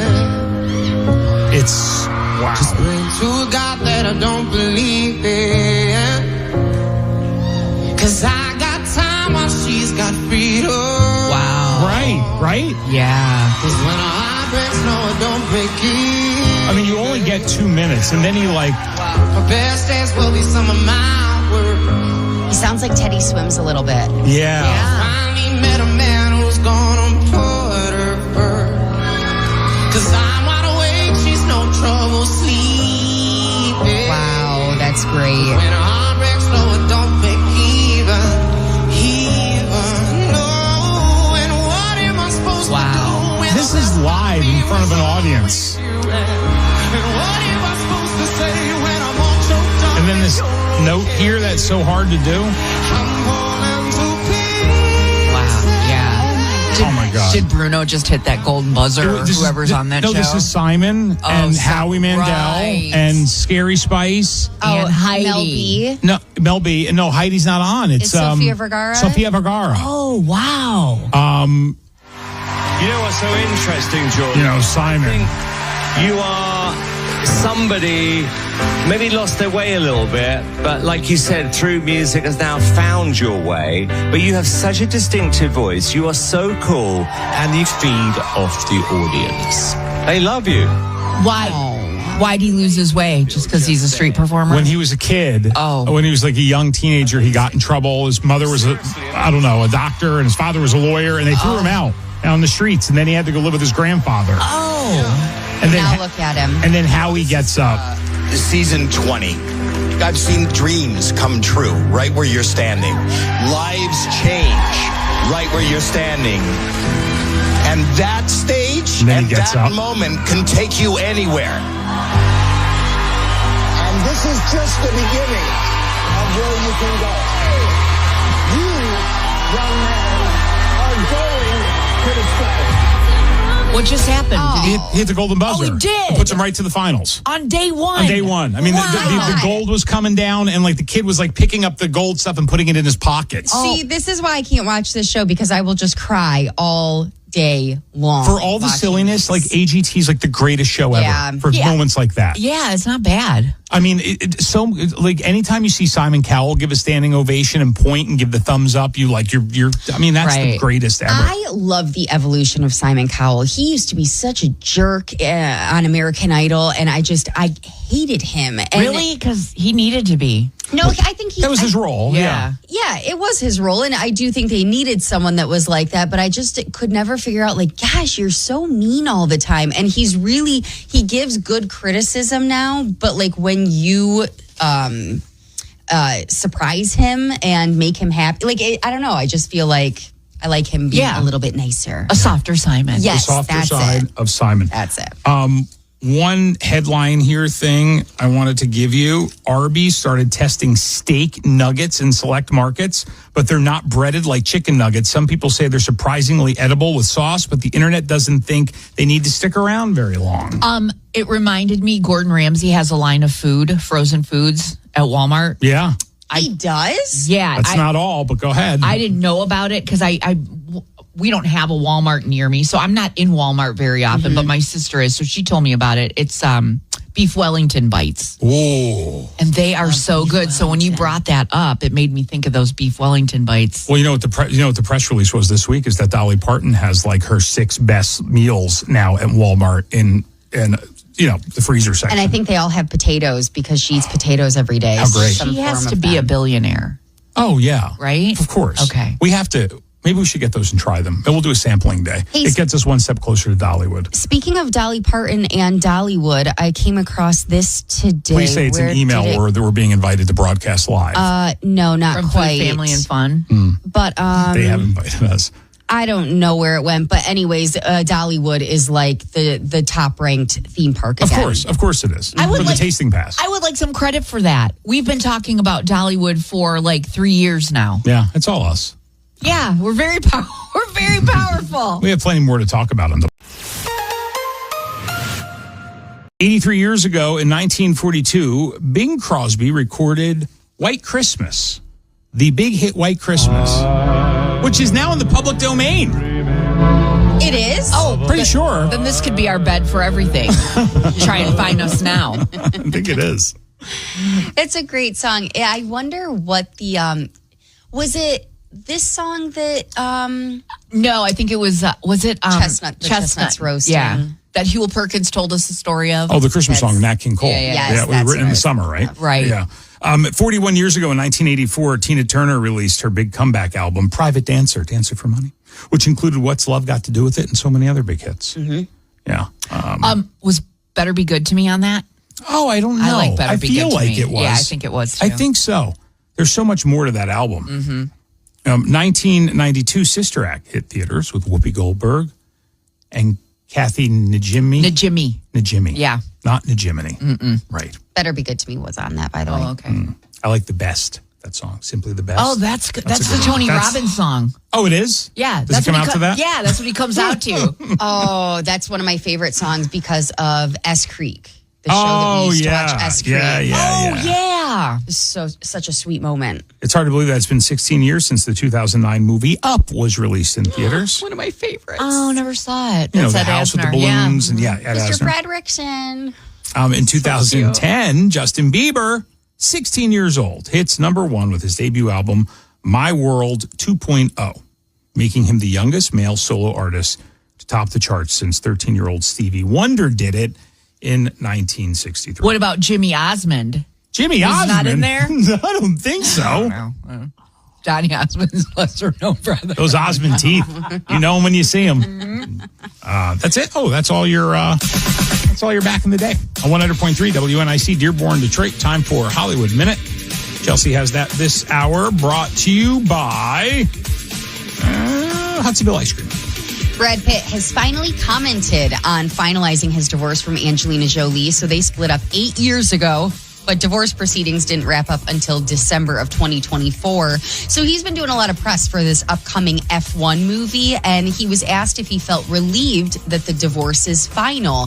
He said, no, I don't think it was a major thing, just something coming to fruition legally. Oh. That woman is a menace. And I was so on her side when everyone hated her because Brad left Jen for her. Right. Yeah, I was on her side for a long time until she went nuts.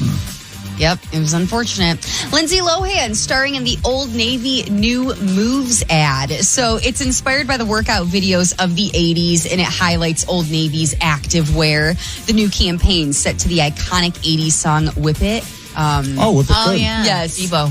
Our old friend Lindsay Lohan, who we were spending time with at CinemaCon. That's right. That's the one. That's how the best radio people do it. They see somebody at a show, then they go, last night I was spending time with Lindsay Lohan, and she was telling me about. They all lie. Yeah, totally. We're going to start doing it. We should. We're going to lie. On the Today Show, Hoda Kotb shut down rumors that she would be taking over Kelly Clarkson's daytime slot. Oh. If I ever came back to TV, do you know where the only place I would ever come back to is? Today. Right here. This is the spot. Okay. There's no place like home. Okay. No place like home. So the rumors are done. Just rumors, not delete. Okay. The best was when Kristen Wiig used to do, remember they used to do the Today Show on Saturday Night Live. And yeah, she with used the to wine. call her Hodele. Yeah. Just, drink the wine. And so funny. She is such a nut job. I love it. Todd and Julie Chrisley, both out of prison after 2 years due to a pardon from President Donald Trump.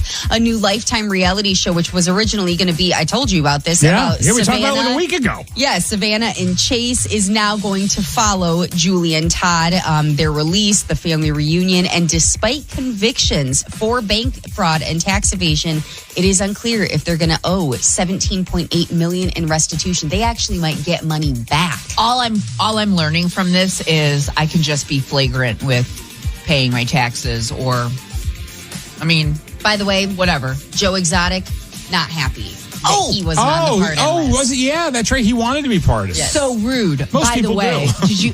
Yeah, want to be pardoned. Most people do. Did you know Joe Exotic wrote a song because he fell in love in prison and has a boo? I don't think that's... This is just from like 2 months ago. I don't think that's the a month first song ago. that he's wrote about his prison husband. Oh, so you're okay. Yes. Of course you're familiar with all of that. TV tonight, we have the 3rd season premiere of And Just Like That on Max. I'm not going to get one over on her. No, I Come tried. on now.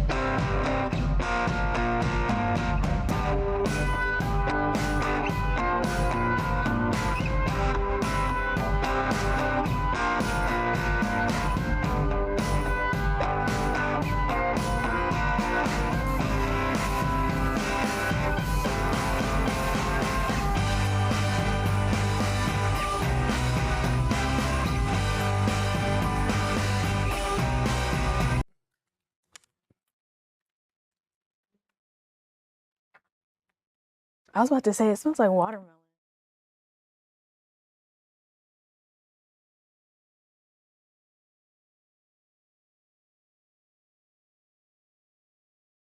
Live from the Fox 2 newsroom, this is Fox 2 Detroit. Thanks so much for joining us today on this May 29th. I'm Bree Teemer. Let's go ahead and get into some of our news of the day. Well, President Donald Trump is taking a hard look at potential pardons for the men convicted in the 2020 kidnapping plot of Governor Gretchen Whitmer. The president saying the trial, which ended with 2 convictions and 2 guilty pleas, was not handled correctly. Fox 2's Tanisha Cordell has the details.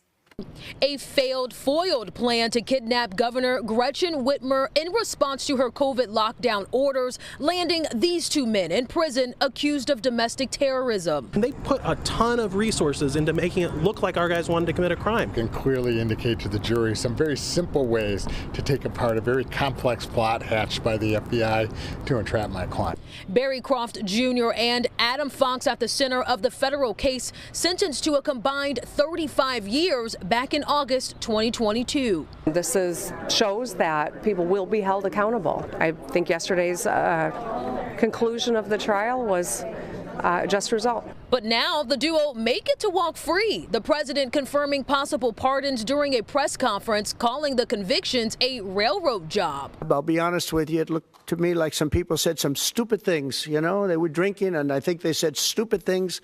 But I'll take a look at that, and a lot of people are asking me that question from both sides, actually. The new DOJ appointee in charge of reviewing pardon cases already reviewing this case. A MSU law professor not surprised. There is a pattern emerging where President Trump is pardoning people who he perceives as being a victim of politically motivated prosecutions. That pattern shown with the pardons of those convicted for their role in the January 6th riot at the Capitol. The run-of-the-mill pardons are guilty people who are being forgiven, but the president still does have that power to use it to say, you did nothing wrong. We were able to catch up with Governor Whitmer today at the Mackinac Policy Conference. She told us the pardons would be a huge disappointment. She also said she condemns all political violence, even reminding us that she was one of the first to condemn the assassination attempt against the president. I'm Tanisha Cordell reporting Fox 2 News. Well, it's now been a week since the Kent County prosecutor announced he would not be retrying former Grand Rapids police officer Christopher Scher in the shooting death of Patrick Lyoya. Today, Lyoya's family discussed that decision, saying they're heartbroken. Fox 2's Lauren Edwards joins us with more on a press conference that was held earlier today. And Lauren, this is really the first time we're hearing from Patrick Lyoya's family. Absolutely. This is the first time. You know, last week I had spoken to Kent County Commissioner Robert Womack out in Grand Rapids just about how the family was feeling. Because I was actually requesting an interview to speak with them. I've interviewed them a number of times. And even that day, he was just saying, they're in pain. They're in a lot of pain. And I completely understand. You don't have to tell me anymore. I'm not going to press. I'm not going to pry. But today, we really got to hear from them the first time from their mouths, speaking in Swahili. And they had an interpreter with them. And they just say they're heartbroken. They're heartbroken. There's no other way to kind of put it all together. There's Ben Johnson you see on your screen right there. He's their civil attorney. And right there you see Israel Siku in the white shirt. And then next to him is Dorcas Lyoya, who's Patrick's mom. And there's Christopher Scher. And a lot of this, I've said it from top to bottom since day one. This is incredibly an emotional and intense case. No one wins in this. You have 2 families that are completely destroyed. There's no such thing as normal for any of them involved. And so today, though, we really got to hear from Lyoya's family just about how much pain they're really in. They believe this that is yet another blow to the family where criminal law justice has failed them. So they feel very strongly about that. And as much as I hope you all keep my comments about giving Chris Becker credit, I hope you keep that all in context. So I'm not just being critical of him. I understand his decision. I don't like it. And if I were a prosecutor, what would I do? Well, in a weird way, I am a prosecutor because I have to prove my case and I go first too. And we will. So I would have loved to have the chance at retrying that case. I will ask you that. Had I been asked to be a special prosecutor, I would have said yes. And I'd have done it for nothing. This is about justice. And what we're seeing in the United States, what we're seeing in the state of Michigan, is an absolute erosion of our civil rights. You're going to be hearing about And so Ben Johnson, right there, so much to say about this case because he's been walking alongside the family since day one. But again, as I was saying, I don't even know if anyone heard, but just very emotional. Yeah. Intense, emotional. Nobody wins. None at all. Yeah. There's no winners, there's no losers in this case. And but it is unfortunate to see Patrick Lyoya and his family kind of go through this whole process, the emotions, the ups and downs of everything. And on top of that, not have him no longer present. To not have him no longer present. One thing the mom talked about, which I'm going to put in the package, she just says, all of this, they're heartbroken. Since day one, not only are you heartbroken because you lost your son, you're heartbroken because you feel like justice is not coming or it's much harder to attain at this point. But yeah, there was a number of things that came out in that press conference. So we're going to get into all that in the 5 o'clock package. And now we hearing something about civil suits that may be coming as well. So that's why Ben Johnson is there. He's their civil attorney, and they are bringing up the civil suit. And next month is when a hearing is scheduled. But yes, they're suing. And lots of money. Don't know specifically how much. But as the family has says, no amount of money can bring him back. Yeah. Right. Yeah, and this is something that we're seeing right now with the Oxford high school shooting, all of that kind of play out, which is our next story. So, Lauren, we'll let you get out of here. When will we see the full package? 5 o'clock. I don't know where in the 5, but it'll be in the 5. It's totally in the 5 o'clock, and yes, you'll have to watch. If not, I always say fox2detroit.com. Yeah. It'll be posted. All right, and we'll probably have it on here tomorrow as well. All right, Thanks, Lauren. Thank you, guys. Meanwhile, a major blow to the families of students killed in the Oxford school shooting after the Michigan Supreme Court declined to consider their civil case against the school district. Fox 2's Amy Lang has more. This is horrible. This is absolutely horrible, and there's going to be no change coming out of this tragedy. A staggering defeat for the family of Tate Meir and the other students killed in the Oxford school shooting. They've been trying to hold the Oxford school system accountable for its failure to stop a troubled teen from shooting up the school that day in November of 2021. But on Wednesday, they learned the Michigan Supreme Court declined to consider their case. That's basically what the decision today said, is your kid's just a gun statistic. We don't need to change a damn thing. What Buck Meir and attorney Ben Johnson were trying to change is government immunity, the policy that shields governments from lawsuits. Government now in Michigan, if you work for the government, injure or kill somebody, you are above the law. You don't have to worry about being held accountable. And therefore, no one will ever learn from these past mistakes. All along, our government has played games with this tragedy. Because they know they can't be held accountable. They're above the law. The shooter and his parents are now in prison for the deaths of Tate Meir, Madison Baldwin, Justin Schilling, and Hannah St. Juliana. But hopes to hold the system accountable are essentially still on hold. Without any question, this is a severe blow to the case and will be extremely difficult to overcome. I'm shocked. I'm shocked. I can't believe that a tragedy of this nature, our government can just sweep it under the rug and say, sorry for your luck, when it was preventable. In Southfield, Amy Lang, Fox 2 News. Meanwhile, it's going to be months before we learn if 4 people charged in that deadly hyperbaric chamber explosion in Troy will face trial. The former Oxford Center workers were back in court yesterday. They're all facing a charge of second-degree murder after a 5-year-old boy was killed in the blast back in January. The judge set a date for their preliminary exam, which will take place in September, and will determine if there's enough evidence to send the suspects to trial. I'm pleased that it seems as though we've made some progress on the scheduling. As far as bond goes, my intention at this time is to continue the bond as it is currently set. The suspects are accused of manipulating the machines and ignoring safety protocols leading up to the explosion. Well, newly released body cam video shows the moment a Farmington Hills police officer saves a man's life, and they're using this incident to send a message. 547, he's coming to you. The driver was found unconscious, parked in the middle of 13 Mile and Middle Belt Sunday morning. After multiple failed window knocks, the officer opened the door and tried chest rubs. Those were ineffective, and they knew that there was something medical, potentially medical related going on. Our officers are all trained on the symptoms of a drug overdose, and they believe that that was the case. The officer administered Narcan, helping to wake the driver, who was arrested for driving under the influence. Police reminding drivers, if you're impaired, you should always use a ride-sharing service or have a designated driver. Well, Fox is just getting started. Zooming through airport terminals might be a thing of the past. The surprising reason airports may pull the plug on moving walkways. Up next.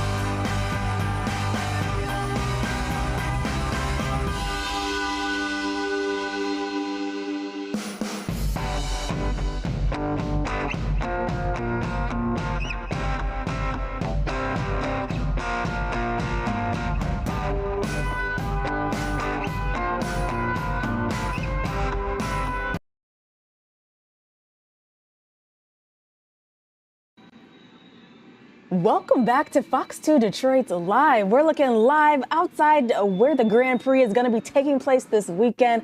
Everything is getting started tomorrow, so going to be super exciting. I think the 9's going to be out there tomorrow morning, and then the weekend morning shows will be out there as well. But this is super exciting. You can just hear the cars that are ramping up. You can hear them revving up in the background. I think they're probably what? It's going to be a loud They're warming up their tires or something. Is that why? Is that why they're? Okay. That's where this camera is. The pit row is right there in the middle. That's the closest to us with the blue stripe. And then, so that's where they fix up all their cars and stuff. And then on the other side, that's where the race is taking place. We can see a car coming across right now. Let's see if we can hear it though.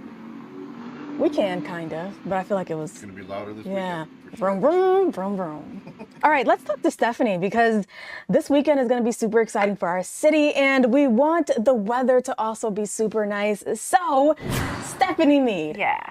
What are we doing? I think we got great weather for this because, I mean, would you rather be sweating in the 80s? I think last year it was like nearing 90 for this event for us. So it was very, very hot, I think, to begin the month of June. Not as bad this weekend. In fact, I think it'll be comfortable. It might be even a little cool. So maybe grab a sweater, bring it with you if you're heading down to the city to watch the Grand Prix. It's going to be an exciting time for folks that want to be out and enjoying that. Right now, it's not too bad, upper 60s. We have a bit of cloud cover overhead, some sunshine peeking through from time to time, but honestly, it could be worse. It's not that bad of a day. 68 in Fort Wayne, upper 60s in Chicago, 62 in Ludington.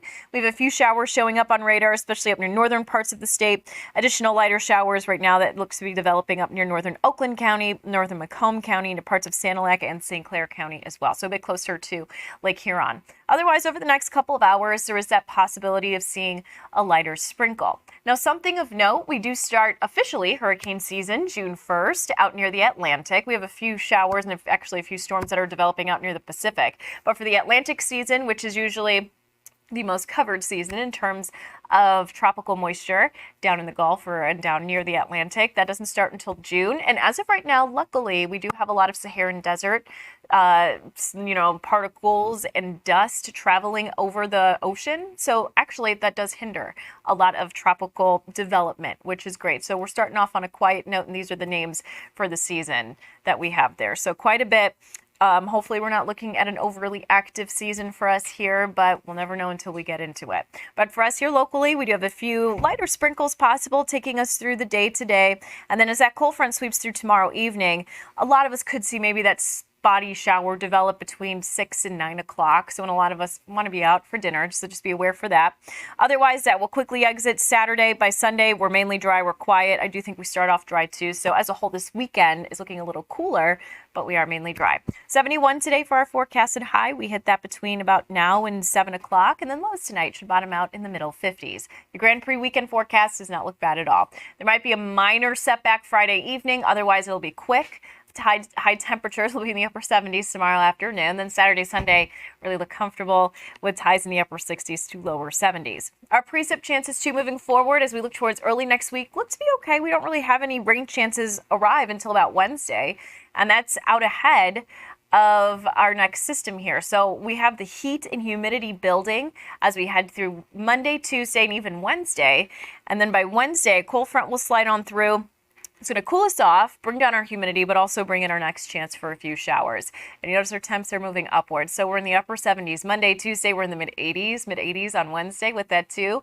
The humidity is going to be high. So our heat index is probably closer to near 90 degrees. So that summertime heat really making an appearance as we start off the month of June. And as everyone here across the Great Lakes feeling that above average heat. Temps by Sunday, upper 60s to lower 70s rather. We're in the upper 70s by Monday. And then Tuesday, Wednesday, middle 80s. So we have to pop on the heat as early as Tuesday of next week. Pop on the heat? Oh, air conditioning. We're going to feel the heat. Pop on the AC. Yeah, I mean, in some places you might have to pop on the heat. Like, I know that the lower level of my house, it runs a little colder. So I may have to pop on the heat there. Yeah, but something that I want to talk to you about, Steph, is I like to hop off the TSA line, and I like to go straight to the plane. I don't like to wait around too much.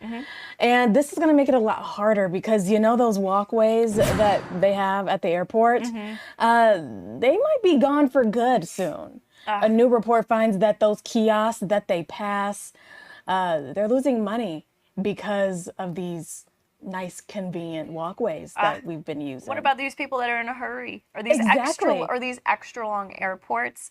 I think O'Hare has them. Obviously, a lot of them probably do, but the one airport that comes to mind that has always been miserable for me to travel through is the Denver airport because it is so long. I've never been to that one. Oh my goodness. So sometimes you're traveling from one terminal to the next. And this always was an issue when I was traveling from Chicago to Idaho, when I lived in Idaho. You were traveling from like a bigger terminal to a smaller terminal, and you would need those walkways just to get across that airport. It is so long. So I mean, even at the Detroit Metro Airport, like somehow my terminal is always at the very end. somehow, and I'm always rushing and running down them.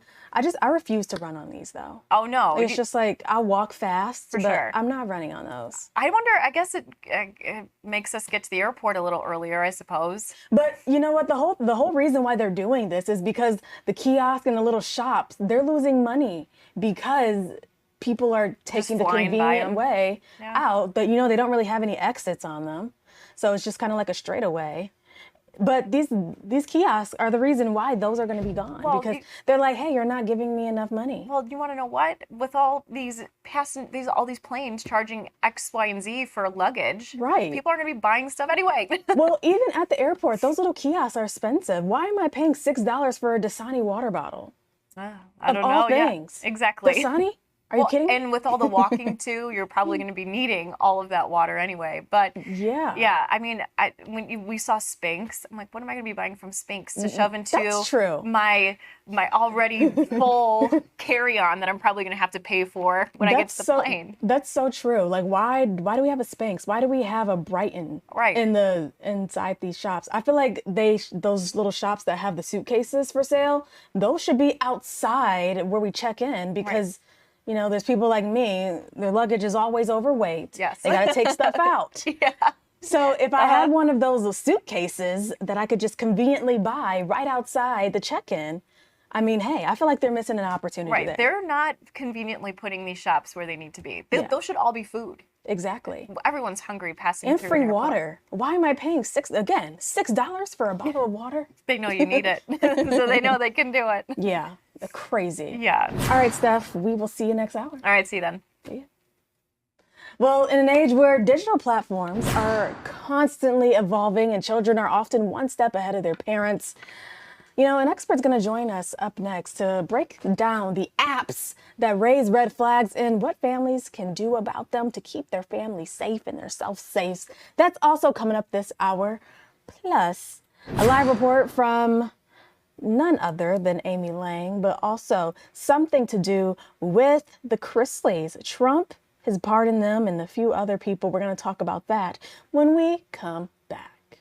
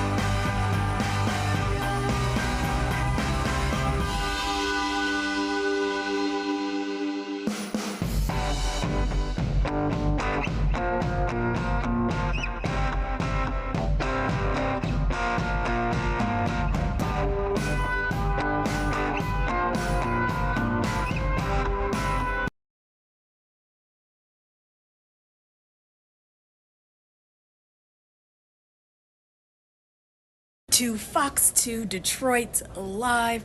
I'm your host, Bree Teamer, and it's time for our news camp segment. We're going to take a quick walk around the newsroom and see what everyone is working on. But I did want to show all of our viewers back here what the editing bay looks like. So all of those nice packages that we get, that you see on our air and on our broadcast, say hi. Hey.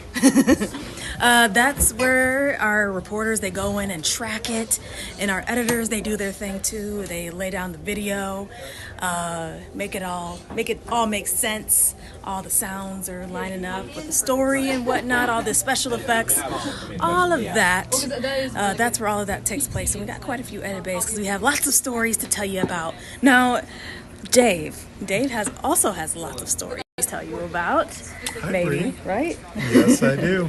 What you got? Starting with kind of a reminder for parents, always have your child secured in their child seat because crazy crash today on the I-96 ramp to Southfield where a 3-year-old was unsecured, flew into the windshield of the vehicle.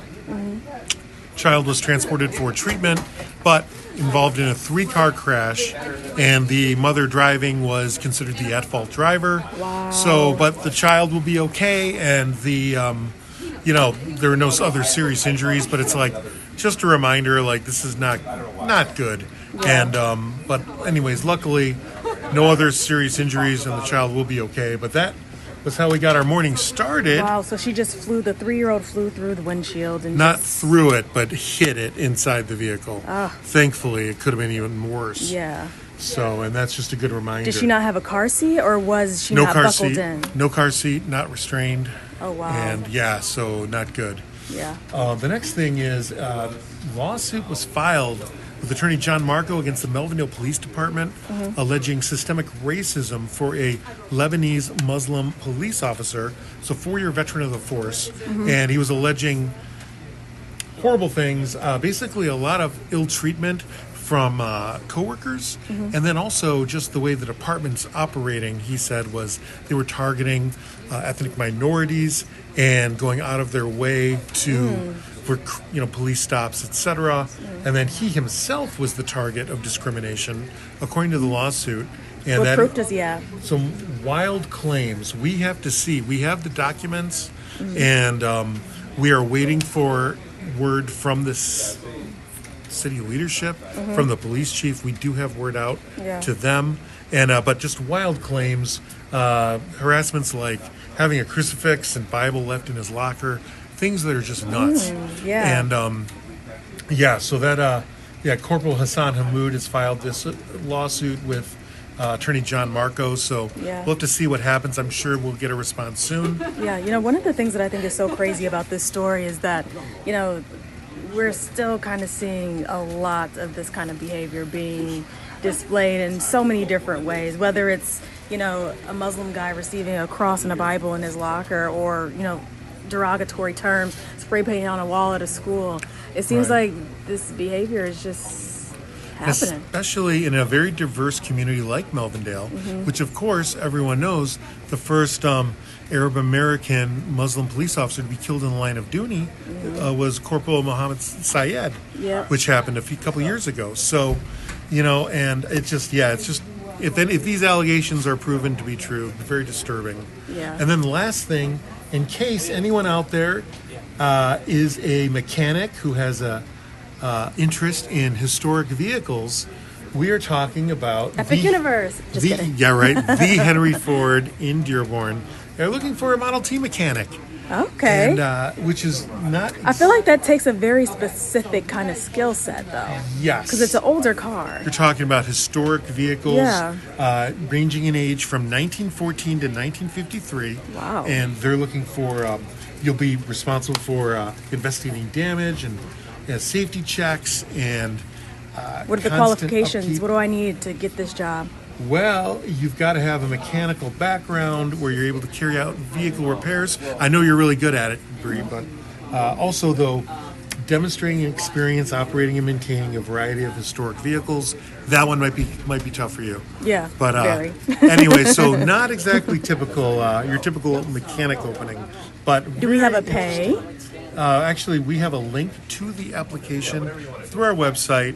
So if you've got a love for history and you're mechanically inclined, you might want to check it out. But how much is this paying? Again, you've got to click the link. We'll go click to our on the website, link. find Let us out. see. Right. So it could be very, very interesting. Okay. So- Well, we shall see how much someone will get paid to Indeed. work on a historic Model T. Thank you, Bree. I mean, pretty cool. That's I it right know. there. I know. You could have a lot worse days. Yeah. Right. Right. So very cool. You're a part of history at that point. Thank you, Bree. Thank you. All right. Let's just bring Steadicam right over here to Jack Nissen. He's watching a sentencing right now. 30 seconds, okay? 30 seconds. No, we have 30 seconds. Oh, okay, We're in the okay, middle okay, of it. okay. Yes, Aisha Harris. She's 31 years old. Pleaded guilty to second-degree murder in the death of Harmony Henderson, who was a 3-year-old girl. We don't really know ever what happened, only that the child did die of forced trauma. It's been a pretty emotional day in court. Who's speaking right now? This would be her mother. She speaking through tears. It's been pretty sad. One of the interesting things that was requested with this case is she requested to not be streamed specifically. Yeah, she wanted her face digitized. I think in the end, this is sort of for the victims to sort of give their say, and I think the judge sort of found a middle ground, which was that they can give their impact statements, which is what happens during a sentencing. She's facing between 28 and 50 years in prison, and I imagine she'll probably get a term of years, but it's probably going to be decades before she gets out. All right, well, we'll let you get back to it. Thank you, Bree. And we will have an update later on in our 5 o'clock hour news, 6 o'clock hour news, of course. You can always go to fox2detroit.com and get all the updates too. I'm losing Steadicam. There we go. You can always go to fox2detroit.com and get the latest updates as well. We're going to take a quick break. When we come back, we're going to continue with more news.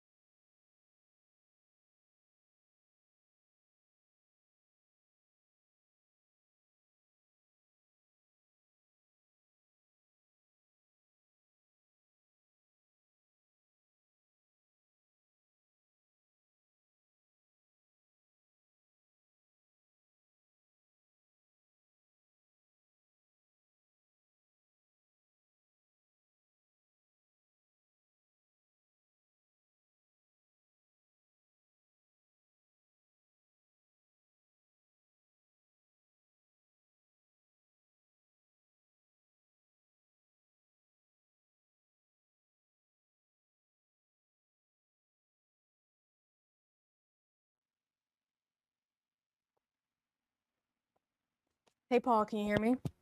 This is Bree. Yes, they put the wrong link in my calendar, so I had to search for it. So sorry I'm a couple minutes late.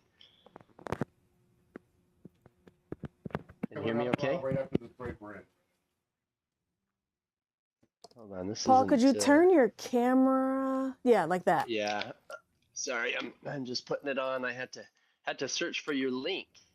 It wasn't coming through. So can you see me okay there? Does that work? Yes. Okay, excellent. All right, just hang tight. We got you coming up in 40 seconds here. All right, good.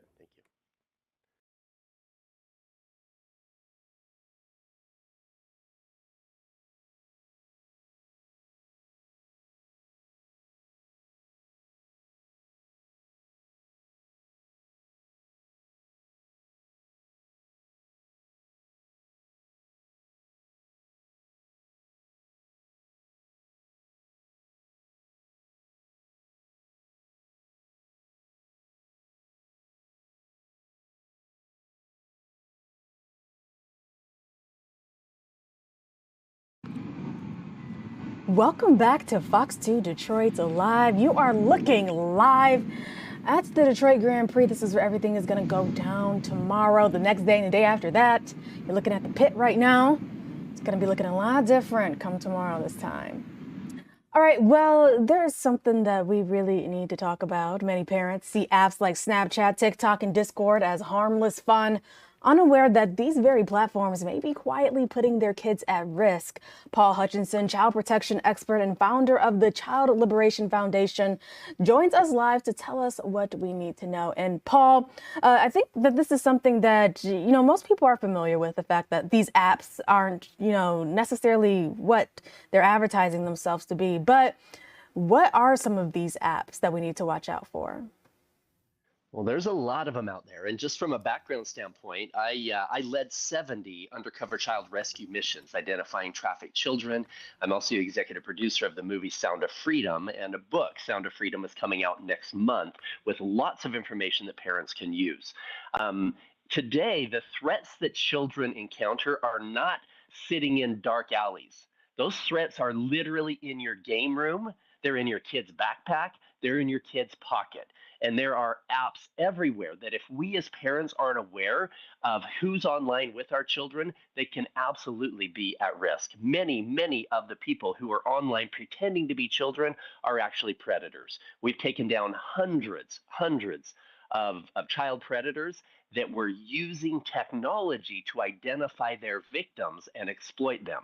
And so, yes, it's something that we all as parents need to be aware of. We need to be more involved with our children. In fact, so many parents will leave the movie Sound of Freedom, or even read the book Sound of Freedom, and they'll say, "Well, I want to do something. I want to go help." Well, the worst thing you can do is go to Mexico and try to rescue children. You're going to get shot. You're getting arrested. However, the best thing you can do is go home and hug your children and have a healthy relationship with them, being involved with your children in their lives in all aspects, not just with what they do at the park and who they're with, et cetera, but what they're doing in your own home and what they're doing with these apps online.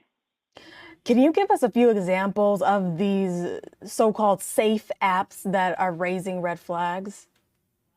Oh, there's apps everywhere. Literally, Facebook, Instagram, TikTok, all of them. In fact, there are so many of them that do not have age verification of the people that are on there. And many of them, the gaming apps are something that parents don't realize, that a lot of those guys that are gamers with your little 12-year-old are actually a 37-year-old dude sitting in his mom's basement and is building relationships with your kids inappropriately.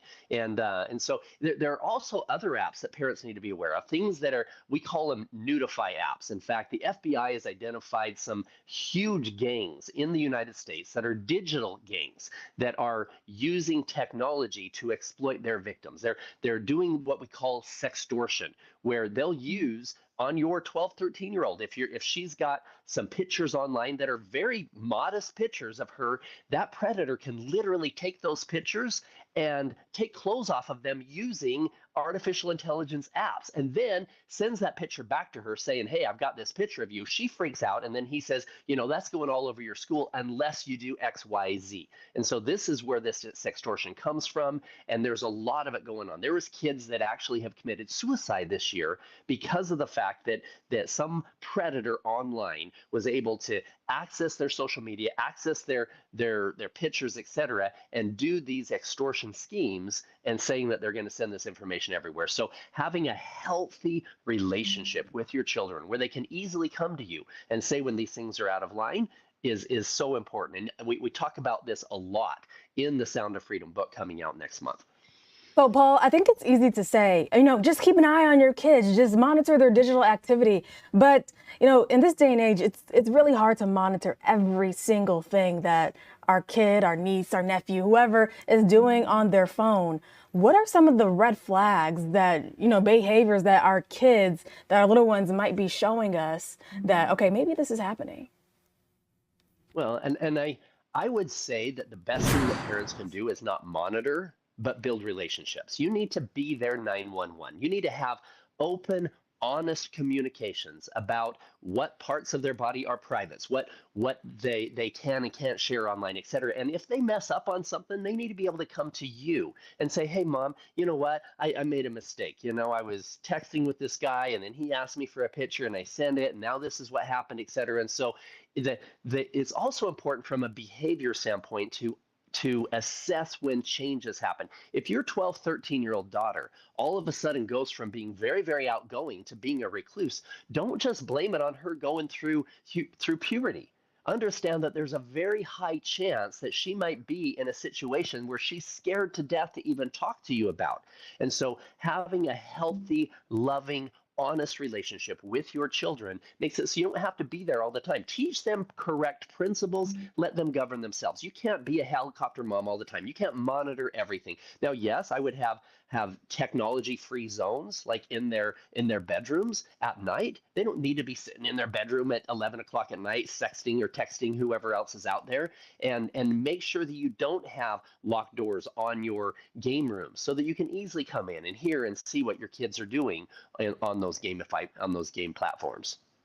All right, Paul, this is something that you cover in extensive detail, not only right here on Fox 2 Detroit Live, which you just did, but also you got a couple other projects that people can find this information into. Tell us about that real quick.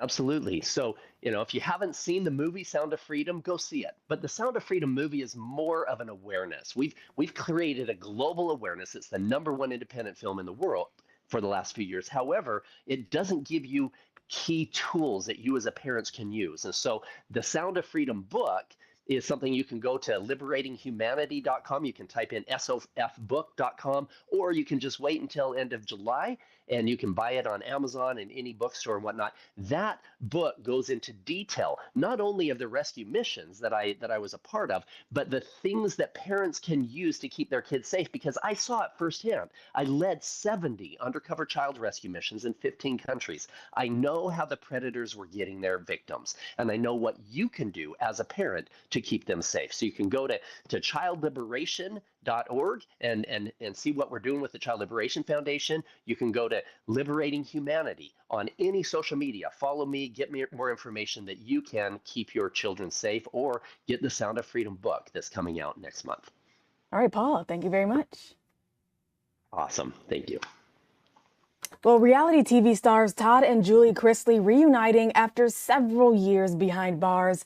The Chrisleys, Knows Best TV personalities, were released from prison early, all thanks to a pardon from President Trump. Now, before President Trump stepped in, Todd Chrisley was sentenced to 12 years in prison after being convicted for bank fraud and tax evasion. Mrs. Chrisley was sentenced to 7 years in prison for roughly the same thing. Now, the reality TV couple has been behind bars since 2022, and since then, their daughter Savannah has never stopped fighting for their release. She tells us the fight won't stop with her mom and dad. In fact, the family is just getting started. My parents going to prison, I thank God for it, because it opened my eyes to something so much greater than ourselves. And it opened my eyes to the men and women that are in this system that need people to fight for them. And this doesn't just stop with my family. And it, in fact, does not stop with her family. There are reports out that the Chrisleys are working on some sort of docu-series with Lifetime to document this process. We shall see how that goes. And, our president is currently on a commuting spree. He recently commuted the sentence of former big-time infamous gang leader Larry Hoover. Hoover, who's the co-founder of the Gangster Disciples in Chicago, was sentenced to 200 years on state charges for the 1973 murder of a drug dealer. He was convicted of federal charges in 1997 and sentenced to 6 life terms. It's unclear how soon the 74-year-old will be released from federal custody. He's currently serving time at a maximum security prison in Colorado. Hoover still faces the remainder of his state sentence in Illinois. And the president also pardoned rapper NBA Youngboy. The rapper, whose real name is Kentrell Gaulden, was convicted on federal gun charges last year. Prosecutors say he admitted to having a gun during a music video filmed in Louisiana and then again at his home in Utah. Gaulden was already a convicted felon, meaning it's illegal to have a gun in his possession. The rapper thanked President Trump online, saying the pardon gives him the opportunity to continue building as a, quote, man, father, and an artist. Well, the world's richest person is getting out of Doge. Elon Musk announced he's quitting his role as advisor to the president and head of the Department of Government Efficiency. He fought many in Washington, including members of the Trump administration, over his proposed budget cuts. Over the course of a few months, Musk dramatically lowered his goals for slashing spending from $2 trillion to $1 trillion and down to $150 billion. Musk thanks President Trump for the opportunity. He'll now shift his attention to his other jobs, running his car company Tesla and rocket company SpaceX. Well, there's a new twist in the sex trafficking trial for music mogul Sean Diddy Combs. His lawyers are pushing for a mistrial, which the federal judge immediately struck down. The defense accused the prosecutors of trying to suggest that Combs had arson evidence destroyed. Now, it comes days after rapper Kid Cudi testified that he believed Combs was involved in 2 incidents, a break-in at his Los Angeles home and a fire set to his Porsche. Combs has denied being involved. All right, well, let's get back to our weather talk, our weather chat, because it is 67 degrees outside. It's looking pretty nice out there, like the skies are starting to clear. Update right now from Fox News meteorologist Stephanie Mead. Yeah. Hey, so it's not that bad of a day. Maybe just a little bit of cloud cover around, maybe a few sprinkles, but the overall feel isn't that awful. We're in the upper 60s. It feels nice. Right. You don't necessarily need so many layers, but you also don't need to just kind of be sweating out there. Temps are in the upper 60s right now in the city, 61 in Ludington. We're in the 70s in Marquette. Now, there are some widely scattered showers across the region from Wisconsin, Illinois, Indiana, Ohio, and even into the state of Michigan itself, but it is very light and very much spotty up near Sanilac County. Now starting to see some of it develop up near northern Oakland County, northern Macomb County, and then also up near St. Clair County as well. So they are very spotty at best. Nothing that's creating any issues, though. If you do have any plans later on tonight, I do think that shower chance does diminish.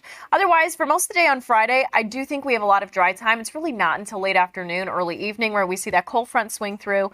That's going to bring in a few showers, maybe a lingering shower into early Saturday morning, but as a whole, it does get better Saturday afternoon, Saturday evening, and into Sunday, too. 71 today for our forecasted high. We'll hit that between now and about dinner time tonight. Lows tonight will bottom out in the mid-50s, and the Grand Prix this weekend will be welcomed in with really nice weather, I think, Saturday and Sunday. Upper 60s Saturday, Sunday, low 70s, mostly sunny skies, lots of dry time. Really the only issue that we have to get over is Friday evening. That window of opportunity for a lighter shower, possibly between 6 and about 9 o'clock. So when a lot of us are going out, that's when we possibly have that shower chance. Precip chances after tomorrow look to be dismal through about Tuesday. So a lot of dry time Saturday, Sunday, Monday, and Tuesday. That our next chance of rain arriving midweek next week alongside the heat. We haven't said that in a while. We have warmer than average temperatures headed our way as we head through next week. More of a summertime feel, which is kind of right on time. We start off June on Sunday. We're going to have more of a June-like feel as we head into next week. And then we'll have a system arrive by Wednesday, which will bring showers. And then after that cold front swings through, our temps should return to close to our seasonal highs, which is usually in the middle 70s. So it's not going to be a huge drop in terms of temperatures. Now we start off in the upper 60s Saturday. Sunday, we're in the low 70s, and we're jutting up to the 80s as we head into next week. With that, too, of course, comes the humidity, so it's not going to be a dry heat for us by any means. It could possibly feel like it's close to 90 degrees. The above average temperatures look to situate themselves right overhead across the Great Lakes, so Wisconsin, parts of Illinois, Indiana, Ohio, and Michigan, all finally starting to experience at above average temperatures for the past 2 weeks. It has felt kind of chilly for us here, so a nice little break from the 60s. And over the next couple days, we will start to see our numbers swing in that direction. It just starts off a little cool this weekend. 69 low temps starting off Sunday will be in the upper 40s. So if you have plans to head down to downtown Detroit for the Grand Prix a little earlier, just be sure to maybe wear those layers. You won't need them during the afternoon. Temps will be in the low 70s, and then upper 70s to middle 80s as we head towards Tuesday and Wednesday of next week. So finally starting to see pool weather and lake weather, which is great. Yeah, I was going to say, we're finally experiencing somewhat summer-like weather. For sure. Yeah, it feels nice. I know folks last weekend for Memorial Day weekend, it wasn't a bad weekend. It was just a little cool. Yeah. And I'm sure a lot of folks wanted to break in their boat or break in the pool. And I do think next week it will give folks the opportunity to do that if they're not working. All right. We shall see. Thanks, Steph. Yep. Bye. Well, start your engines. The Detroit Grand Prix kicks off tomorrow. And in case you're worried about safety, we'll tell you why you shouldn't be. That's up next.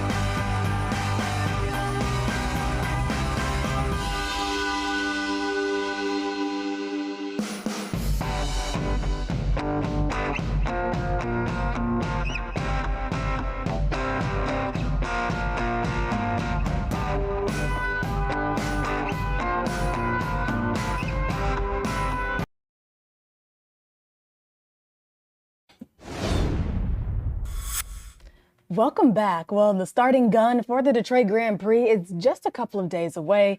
And one thing that is on the top of the city's mind is safety. Amy Lang here to tell us what the city has to say about safety that's going to be happening over the next 3 days. Amy, this is actually a really important component because those cars are going super fast and whatnot, and anything could happen. Right. I mean, this is really about safety on and off the track. Yeah. So they've got, cars that are going 180 miles an hour down Jefferson and a whole bunch of spectators. And so you're talking about, really state-of-the-art fencing and barricades and things like that to keep the crowd safe. But you're also talking about, a pretty huge footprint for this and 150,000 people over 3 days. So it's everything from the fire department conducting all these pre-inspections to, being there ready to respond if there's, an accident on the track to doing crowd control around the stages where a concert might be going on. They're going to be conducting air quality monitoring because obviously there's going to be a lot of that concern as those many cars are rounding the track. So things like that. You've got the police, and they're going to be undercover. They're going to be in uniform. They're going to be really visible if you need them, and they're also going to be looking for potential problems. So you have a huge public safety presence and security patrols, et cetera. And so they're really kind of looking at everything. And then you have the whole idea of wanting this to be a pleasant and welcoming experience for all of the guests. I mean, that's a lot of people to pack in for an event, and you want to make sure that everybody has a pleasant experience. So everything from first aid stations to information stations, and as I said, a lot to see. There's a huge, they said, I guess 50% of the track that's really free and open to the public. You can also get tickets and attend other events or do rooftop type activities where you can, kind of watch from above. So there's just a lot going on and a lot riding on it because, if it's safe, then it is a success. And I think that's, how everybody looks at it, from the folks who are sponsoring it and putting it on to all the partnerships that they have with public safety and everyone else involved in an event of this magnitude. So did they mention anything about drones? Are drones allowed over the area? I know people are supposed to pretty much leave things at home in terms of most everything. They want...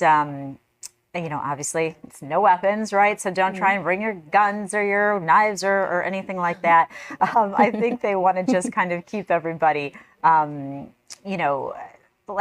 of at a minimum travel light. They say, everything that you could need, whether it's food or drink or whatever have you, will be available within the footprint. So don't bring all kinds of stuff down there. And if you are going, it might be a good idea to, try to plan where you're going to park ahead of time or pay for where you're going to park ahead of time. Make use of the queue line, make use of the people mover. If you are going down there, make sure you're going slow because there's going to be a lot of pedestrians. So just really common sense kind of stuff. Another thing, though, when we talk about technology, they said go with the road closure signs and not necessarily what your GPS is telling you, because even though they're reporting that information as soon as it happens, it's not always getting updated right away. So, you may be following that nav app and then find that you're not able to get to some place, and you just have to kind of go with it. They said be patient and just plan to have it take a little bit of time to get where you're going, both in the car and on foot. One of the things that I think is so crazy about the Grand Prix is how they literally transformed downtown Detroit into a whole racetrack. And I think that's so cool that this is happening right downtown in our city. And it seems like, our city officials are prepared for this as well. So, Amy, we'll look forward to your story later on today, the full shebang, even though you just gave us a good portion of it. That's okay. That's all right. Is this happening at 5 or 6? 6 o'clock, we'll have a little update. It's the third year for this, so I think that they feel like they have a really good grasp on it, but they just want everybody to be safe and really have a great time. Yeah, and we want that as well. Absolutely. Amy, thank you. Sure thing. All right, well, today we will end with this. If you're on TikTok, you've probably seen those AI baby videos. Well, they're dividing the internet. Let me tell you something, Nicholas. Yes, ma'am. 10 minutes ago, you said to me you haven't worked in 2 years because you're waiting for shoulder surgery on both of your shoulders. No, that's AI-generated baby Judge Judy, and she's so adorable. Now, these short videos featured baby face versions of famous people, but a lot of people online are saying that these are creepy, and I don't get it because I think it's really cute. I do too. And so does Tom. Especially Judge Judy. Especially Judge Judy. I mean, how can you think that's creepy? It's got her little mannerisms and everything. All right, Rob Wilczek's up next. I will see you tomorrow.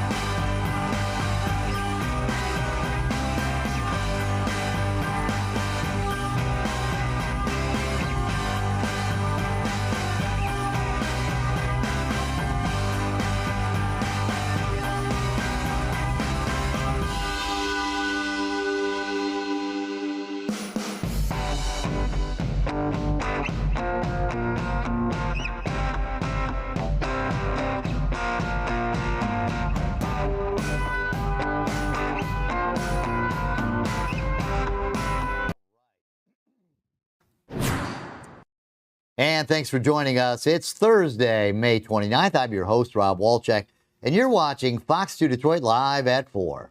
Live from the Fox 2 newsroom, this is Fox 2 Detroit.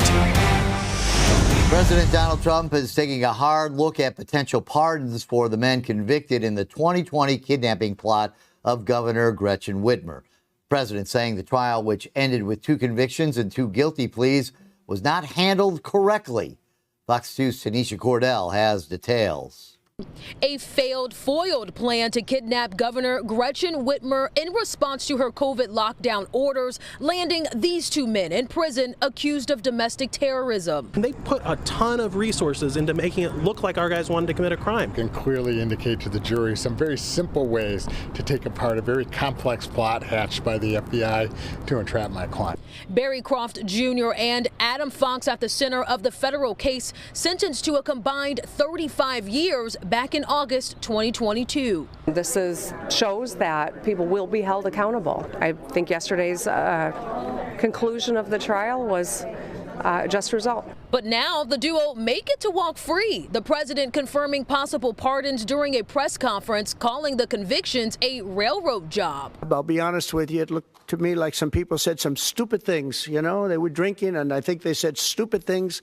But I'll take a look at that, and a lot of people are asking me that question from both sides, actually. The new DOJ appointee in charge of reviewing pardon cases already reviewing this case. A MSU law professor not surprised. There is a pattern emerging where President Trump is pardoning people who he perceives as being a victim of politically motivated prosecutions. That pattern shown with the pardons of those convicted for their role in the January 6th riot at the Capitol. The run-of-the-mill pardons are guilty people who are being forgiven, but the president still does have that power to use it to say, you did nothing wrong. We were able to catch up with Governor Whitmer today at the Mackinac Policy Conference. She told us the pardons would be a huge disappointment. She also said she condemns all political violence, even reminding us that she was one of the first to condemn the assassination attempt against the president. I'm Tanisha Cordell reporting Fox 2 News. Arup Raj is on Mackinac Island right now for the policy conference and had a chance to ask Governor Whitmer about that possible pardon. Here's what she had to say about that. Anything short of condemning political violence does all of us a disservice. And when the man shot at Donald Trump when he was on the campaign trail in Pennsylvania, I was one of the first people, Democrat or Republican, to condemn it. And I think it would be a huge disappointment if he took the actions that they're contemplating, and I'm going to be weighing in with them in hopes that I can persuade them not to. You've said in the past that you've actually had interest in perhaps sitting down and talking to some of these men about why they think the way they think. Does that change?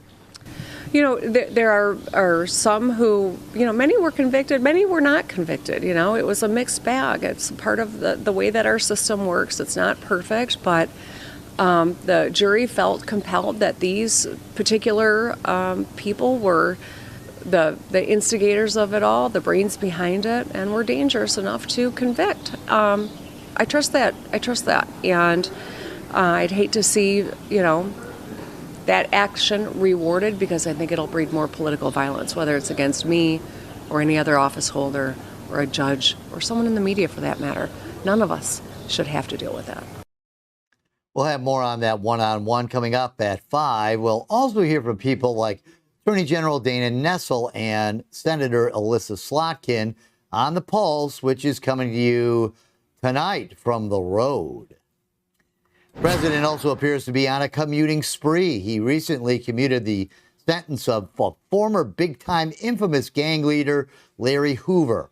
Hoover, who's the co-founder of the Gangster Disciples in Chicago, was sentenced to 200 years on state charges for the 1973 murder of a drug dealer. He was convicted of federal charges in 1997 and sentenced to 6 life terms. It's unclear how soon the 74-year-old will be released from federal custody. He's currently serving time at a maximum security prison in Colorado. Hoover still faces the remainder of his state sentence in Illinois.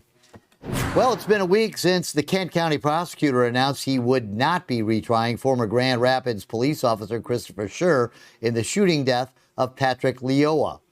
Today, Lyoya's family discussed that decision, saying they're heartbroken. Yes, they're crushed. This is yet another blow to the family where criminal law justice has failed them. So they feel very strongly about that. What you're seeing are police officers who will absolutely never be found to be guilty and will never serve a single day in jail, when anybody else that commits that crime other than a police officer would be in jail for the rest of their life. So a very, very tough pill for this family to swallow. The family taking part in a press conference alongside civil attorneys Ben Johnson and Ben Crump, who are representing them in a civil lawsuit. And they say they plan to take their case to a jury, but that could take years to happen. All this coming after Patrick Lyoya, a 26-year-old Congolese refugee, was shot fatally by Officer Scher during a struggle over a taser during a traffic stop back in April of 2022. Scher had been charged with second-degree murder, but after days of the jury not being able to come up with a verdict, a mistrial, I should say, was declared. And eventually the prosecutor announced he would not retry the case. Meanwhile, a court hearing in the civil case is set for next month. Meanwhile, a major blow to the families of students killed in the Oxford school shooting after the Michigan Supreme Court declined to consider the civil case against their school district. Fox News' Amy Lang has more. This is horrible. This is absolutely horrible. And there's going to be no change coming out of this tragedy.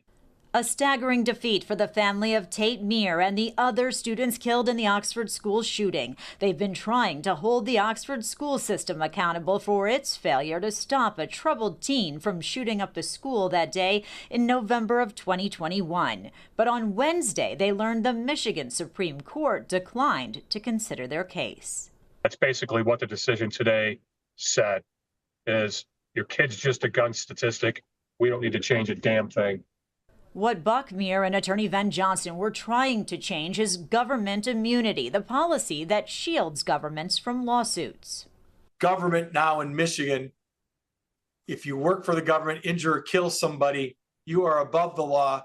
You don't have to worry about being held accountable, and therefore no one will ever learn from these past mistakes. All along, our government has played games with this tragedy because they know they can't be held accountable. They're above the law. The shooter and his parents are now in prison for the deaths of Tate Meir, Madison Baldwin, Justin Schilling, and Hannah St. Juliana. But hopes to hold the system accountable are essentially still on hold. Without any question, this is a severe blow to the case and will be extremely difficult to overcome. I'm shocked. I'm shocked. I can't believe that a tragedy of this nature, our government can just sweep it under the rug and say, sorry for your luck, when it was preventable. In Southfield, Amy Lang, Fox 2 News. Meanwhile, it's going to be months before we learn if 4 people charged in that deadly hyperbaric chamber explosion in Troy will face trial. The former Oxford Center workers were back in court yesterday. They're all facing a second-degree murder, being charged with second-degree murder after a 5-year-old boy was killed in the blast back in January. A judge set a September date for their preliminary hearing, which will determine if there's enough evidence to send the suspects to trial. It seems as though we've made some progress on the scheduling aspect of things. As far as bond goes, my intention at this time is to continue the bond as it is currently set. The suspects are accused of manipulating the machines and ignoring safety protocols leading up to that explosion. Newly released body cam video shows the moments a Farmington Hills police officer saves a man's life, and they're using this incident to send a message. What's up, man? 547, he's coming to you. The driver was found unconscious, parked on the 13 Mile in Middle Belt Sunday morning after multiple failed window knocks. The officer opened the door and tried chest rubs. those were ineffective, and they knew that there was something medical, potentially medical related going on. Our officers are all trained on the symptoms of a drug overdose, and they believe that was the case. The officer administered Narcan, helping to wake the driver who was arrested for driving under the influence. Police reminding drivers, if you're impaired, you should always use a ride-sharing service or have a designated driver. Massive developments are underway in Novi. A new multi-million-dollar project is expected to bring new homes and a lot more attractions to the area surrounding the Suburban Collection Showplace. The developer who owns the convention center is behind it. But as Fox 2's Dave Kinchin reports, some residents are worried more money could mean more problems. It gets pretty chaotic in the morning when there's like too much traffic, rush hour traffic. That's the situation now around Grand River Avenue and Beck Road, along with other parts of Novi. But with a brand new $270 million development targeted for space across from the Suburban Collection Showplace, some fear the congestion might worsen. I would believe it's going to add a little more traffic to it, definitely. But yeah, I mean, growth-wise, yeah, city is growing. The owner of the Showplace Convention Center is launching a large redevelopment proposal called Novi City West with the goal of reimagining Grand River. Planners say it will include a new Cambria Convention Hotel, lots of new homes, and an entertainment district offering dining, nightlife, and new green space, all designed to be integrated with the Showplace. This has been in the plans for Novi for about 8 years as part of our master plan process. Novi Mayor Justin Fisher says the proposed development is in an area recently rezoned from an industrial format. We asked about the concerns of more traffic. Every time we look at a development, obviously the infrastructure, not just traffic, but water, sewer, police, fire, are always big concerns, and we take them very seriously. The Showplace owner and project developer tells Fox 2 there's been an extensive 8-year process of public hearings and planning that the city of Novi went through to develop the City West Ordinance, and that community concerns were addressed in that process. A statement reads, in part, from a public safety standpoint, this will be a major improvement by way of a controlled connection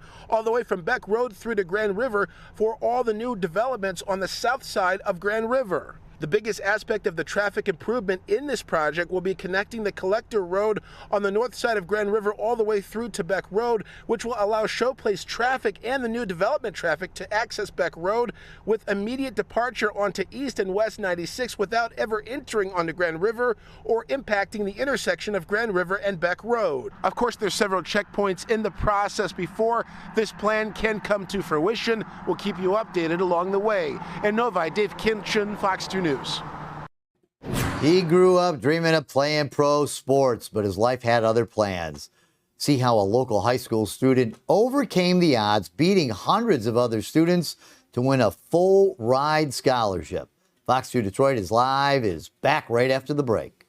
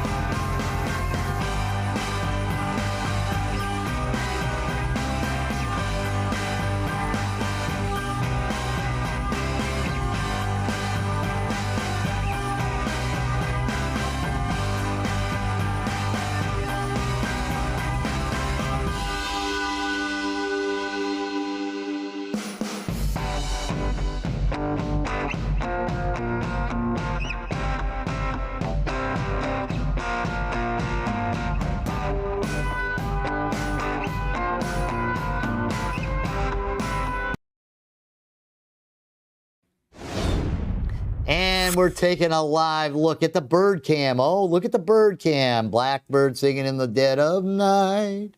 Take these broken wings and learn to fly. This really gets the ratings, Tom. What I sing goes crazy. People go crazy. Anyways, welcome back to Fox 2 Detroit Live. And just coming down into the newsroom a short time ago, a federal appeals court is allowing President Trump to continue collecting tariffs under an emergency powers law for now, as his administration appeals an order striking down the bulk of his signature set of economic policies. The Court of Appeals for the federal court circuit granted an emergency motion from the Trump administration arguing that a halt is, quote, critical for the country's national security. The president is facing several lawsuits arguing his Liberation Day tariffs exceeded his authority and left the country's trade policy dependent on his whims. We'll, of course, continue to follow this situation and bring you updates. Well, the world's richest person is getting out of Doge. Elon Musk announcing he's quitting his role as advisor to the president and head of the Department of Government Efficiency. He fought many in Washington, including members of the Trump administration, over his proposed budget cuts over the course of a few months. Musk dramatically lowered his goals for slashing spending from $2 trillion to $1 trillion, down to $150 billion. Musk thanked President Trump for the opportunity. He'll now shift his attention to other jobs, running his car company, Tesla, and rocket company, SpaceX. You're going to want to leave yourself some extra time at the airport the next time you fly on United Airlines. Starting June 3rd, all domestic passengers will have to check in at least 45 minutes before their departure, regardless of whether or not you're checking a bag. This replaces the current 30-minute rule for those without checked baggage. United says the change will help with operations and give staff more time to assist passengers. If you tend to cut it close, this new policy could leave you grounded. And whether you use them to walk fast or you want to break while you're at the airport, those moving walkways may soon be gone for good. A new report finds the kiosks that they pass are losing money. Retailers say the moving walkways don't have many exit points, reducing foot traffic, and they act as a divider, separating people walking on one side from shops on the other side. And Stephanie Mead is here now. And there's a scripted question here for you, Stephanie. It's a scripted question, not my question. Do you use those walkways? I know you use those walkways. Oh, you do? Yeah, you strike me as a use the walkway type. I think it depends on the airport, but I like getting my steps in. I like getting my steps in too, I'm walking in the Detroit airport, but there are some airports that are just too big where I'm like, all right, I got to use this walkway. The Detroit airport is, whenever I get a plane, I'm always like, it'll be like, oh, gate 4. That doesn't sound bad. And then it's on the you other walk side. in the middle. It's like, it's always at the very end. I always have a very long walk, but I always get to the airport very early, so I have several hours to kill. Me too. And so it's like, well, I may as well take this hike and get the steps in, because people like you and me, we're into fitness. We want to be fit. We want to get on that plane, and we want people to go, wow, look at those fit people. Wow, did you see that guy lugging his luggage all the way down that terminal? Look at that dude ripped, man. That guy's ripped. That guy looks like he walks a lot. That's exactly what I want people to think. Yeah, that's what. So anyways, yeah, I kind of like having the walkways, though, because they are good, especially like if you have little kids. Exactly. And if you're a little kid, too, it's always like, oh, this is the coolest thing, this walkway I can jump on. So, and, there's a lot of elderly people, not people like me who are fit freaks, but, Fit freaks. You're exactly right. We need to have things accessible for everybody. Yeah, so I got nothing against it. And, if you're working at a kiosk in the airport, you're already charging twice as much for a pair of sunglasses anyways. For sure. Exactly. And we can't bring it on the plane anyway without getting charged extra. So why would we be buying it anyway? And then you got those, and a lot of times you buy those pillows, you get the neck pillows. Yeah. I got about 400 of those in my house. Oh, I might need one. I don't have a single one. I always forget to bring them. I think to myself, I should have brought one of those dopey neck pillows. But. Well, do they work? Clearly, you have 400 of them. I don't know. My kids buy them, so anyways, I don't even know if I've ever used them, but I think they kind of work. Okay. Hey, how's the weather? Exactly. That's what you're here for. You're here for the weather, aren't you? Yeah, so today honestly wasn't that bad of a day. Temps mid to upper 60s. Too cold. I know. Especially considering we're heading towards June. But Speaking of steps, I was out walking with my cameraman. We did our 4 laps around the building because I'm a fitness freak, as you know. Exactly. And we did it, and I said, man, I wish I'd have brought a sweatshirt. It's too chilly out here. Okay, I can understand that. I totally get it. It would probably be better if we saw some sunshine. I think you might have a different take if we did see some sun in the 60s.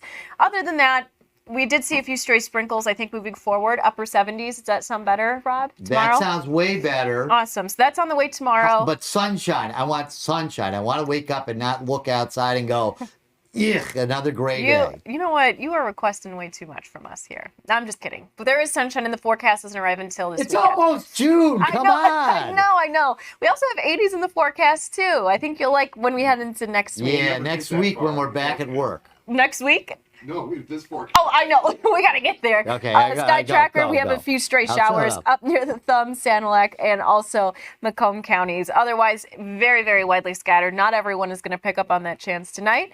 Could see a few rays of sunshine tomorrow morning, tomorrow afternoon.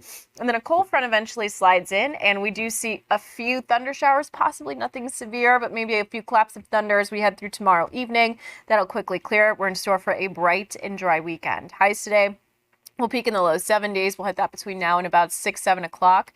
Lows tonight will bottom out in the mid 50s. And then for the Detroit Grand Prix this weekend, honestly, really nice weather. Nearing 70 by Saturday. Sunday, we're at 72 with a mostly sunny sky. So really the only chance for seeing storms or a few showers will be between the window of like 6 to 9 o'clock tomorrow evening. We're dry for the weekend. Our next chance of rain arrives Wednesday into Thursday of next week. With that too, we also see the heat and humidity. So more of a summertime feel as we head into next week, and then we'll see temperatures then gradually cool closer to seasonal as we head through Friday and next weekend. Next 7 days or so shows temps in the 70s by the end of this weekend, upper 70s to near 80 by Monday, and then we're well into the 80s Tuesday into Wednesday with high humidity levels. So we could be talking feel like temperatures nearing 90. Above average temperatures look to take us out for the next 10 days or so. The extended forecast, not bad. Rob, we have a lot of sunshine in there Saturday, Sunday, Monday, and Tuesday. And then Wednesday, we have our next chance of showers with highs in the middle 80s. So there could be a few pool days in there as well. Maybe some pool evenings for you. Yeah, you know,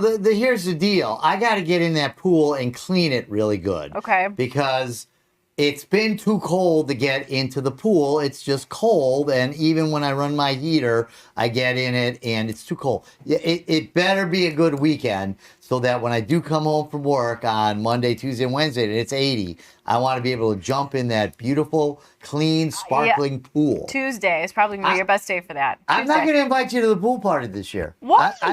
Unless I can get in there. I mean, Tom is coming. Don't go, I don't go. Yeah. Oh, please. Tom's always there rocking his Speedo, you know, and he's ready to go. Tom's ready to go. So if you want to see Tom in his Speedo, it's quite a sight. And, you know, he's known for his dives. And so you better make this forecast good so by that pool party, you can make it there. I think next week will be fine for you to clean your pool. It'll be great. Okay, well, I got to clean it this weekend. Well, why? Okay, well, you might be a little chilly this weekend, but it'll be dry and sunny. Okay, dry and sunny I can handle. Okay. All right. I'll see you soon, Rob. All right, see you soon. Thank you for that forecast, and I'm problem. glad it's getting into the 80s. I like to just be Stephanie, beautiful weather. Me too. You know, then you don't have to listen to old man Grumpy. Anyways, thank you, dear. Okay. The Royal Oak High School senior, he gets a surprise of a lifetime, beating out nearly 300 other applicants to receive a full ride scholarship. Fox 2's Ingrid Kelly has the story.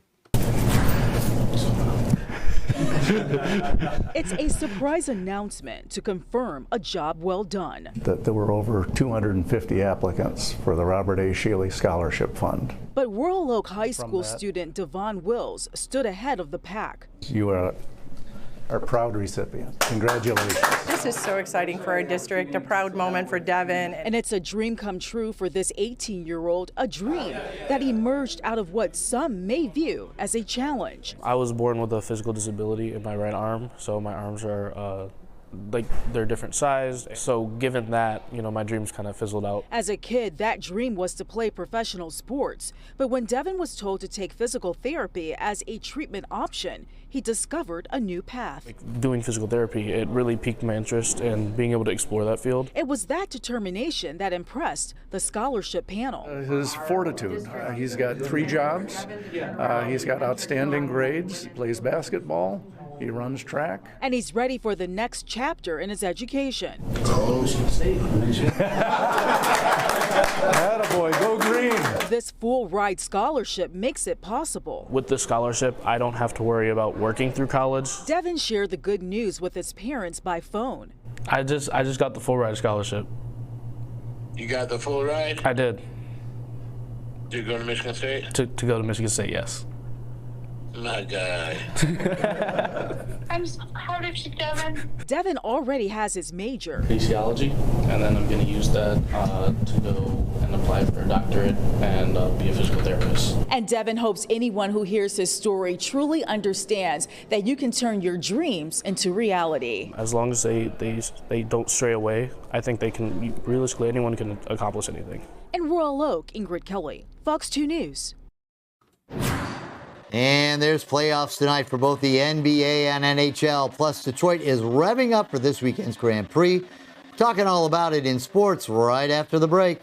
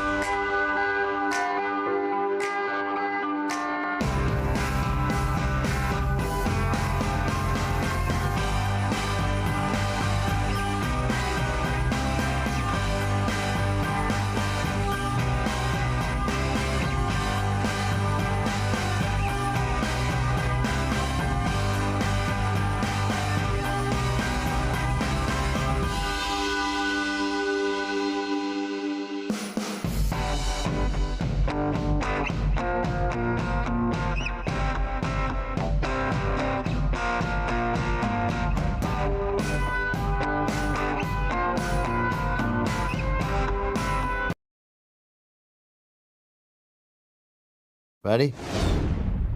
The Tigers may be off, but there's still a lot happening in Detroit. Fox 2's Dan Miller joins us now. The Detroit Grand Prix is this weekend. Dan, how fast are those cars going? What are we guessing now? Really fast. Really fast. But it's That's a a good road answer. course, so it's not going to look like it did on the oval last week at Indianapolis. There's more control. So it's an interesting change of dynamic for the drivers. But the one thing that's been consistent all year, whether they've been on a road course or now in an oval for the first time, is Alex Palou winning. He has won 5 out of the 6 events this year. He's been one of the great stories in all of sports, and I think there'd be nobody who would tell you he's not the favorite again this week just because of the way that he and his team are operating right now. But Now it's going to be really cool. Is that guy, is he the Australian guy? Alex Palou is not Australian. Okay, all right. We saw some Australian guys. He was the first Spaniard to win the Indy 500. So he is incredible. Just a great face for the sport and, very telegenic. You get him on for an interview. He's very effusive and great at talking about the sport and what they go through. And we haven't seen a start like this in Indy racing since 1964 and A.J. Foyt. Nobody has equaled this. It's incredible. So let me ask you this. I was talking to because we were out there doing that sport, whatever it was, foaling yesterday. Mm-hmm. Yeah, my son and I was not very good at it, by the way, Dan. No. And Jeremy, my cameraman, and I were talking about whether these guys are athletes or not. And Jeremy is very much in the camp of they're athletes driving these race cars. And I was like, I'm not saying they're not super duper skilled dudes and all that. I don't know if I'd call them athletes. What's your take on it? You're a sports guy. I think they're athletes. You think they're if athletes? you're going to control a car going 230 plus miles an hour, you have to have all sorts of skills. Now, whether you want to call that a skill or an athletic ability, whatever it is, I'll put them under the heading of athletes. These guys work out. They keep themselves in shape. I don't think that they go in there, that anybody can pile in off the street and drive a car like that just because you're driving a car. These guys have hand-eye coordination, incredible vision. They have to think ahead of where they are at that current time, what's going to happen next. I just think they're amazing. Whatever they are, specimens of I'm not ability. disagreeing with that. I tend to put things we consider sports under the athlete's heading. Now, it's the age-old argument about golfers. Look, golfers, Rory McIlroy's an athlete. Tiger Woods was an athlete. You may get a golfer every now and then that doesn't look particularly athletic, but he's got terrific hand-eye skills. So, look, I'm accepting, and I say bring everybody in under the tent. Yeah, I kind of feel like they're athletes, too, because they were also much better than I was at the foaling. So they were pretty... But of course, anybody. If that's the bar, there's a whole lot of people under the tent. I consider myself an athlete, and they were better than me, so I guess I'll give it up to them. All right. Well, thank you. I'm sure they appreciate that. Let's talk about the NBA playoffs. I'm a pretty darn good basketball player, as are you. Yeah. Dan is quite a good basketball player, but not quite as good as the Indiana Pacers or the New York Knicks or the Oklahoma Thunder. Yeah, we'll see what happens tonight if the Knicks can find some way to hang on or if the Pacers close them out. But Oklahoma City is already in the NBA Finals. We kind of felt like that was what was going to happen with the way that they played all year and the way that they've been building this team and getting better and better and seeing their young players become seasoned. And tonight, like we said, Knicks and Pacers. Pacers lead the series 3-1. The Knicks... Man, there's a lot of what-ifs, man. They have blown some leads in this series. They have let some games get away, and the Pacers have been there to take advantage of every mistake that they've made. So it feels like we're very much headed towards an Indiana-Oklahoma City NBA Finals, which is pretty cool. It's two teams we haven't seen in this position. Indiana made the conference finals last year. Oklahoma City's about 13 years since their last appearance in the NBA Finals, so I think it's great to see some new blood. I think it is too. There's no Kevin Durant's, no Steph Curry's. Not that those guys aren't great. No LeBrons. No Lakers, no Celtics. But we have SGA and Tyrese Halliburton. I've loved watching it, man. I've loved Jalen it. Williams. And I've actually kind of been secretly rooting for the Knicks because I went to some of the Knicks games and against the Pistons during the playoffs. And, I was booing the Knicks, but I don't know. I think they're pretty darn good. But, boy, those Pacers, man, they are super good. And I'll tell you, Pacers against Oklahoma City, that's going to be some great teams, fast basketball, none of this lofting up three balls constantly stuff. I mean, those guys are some good, young, fast-playing guys. It's going to be some good NBA basketball. Well-built teams. And you just wonder sometimes, what's Trajan Langdon thinking when he looks at the way these teams are constructed and what he wants to do next with his Pistons? Because ultimately, those are the teams that you have to compete with. And it always kind of intrigues me to think, okay, what's Steve Yzerman thinking watching the NHL playoffs? And what's Trajan Langdon, thinking about as he watches these NBA playoffs, because this is the model. These are the teams that you have to ultimately go out and get. Pistons are going to be there next year. They're going. I say they're going to make it to the Eastern Conference Finals. The Pistons are definitely in that same boat. Young guys, Cade, Ivy, all those guys.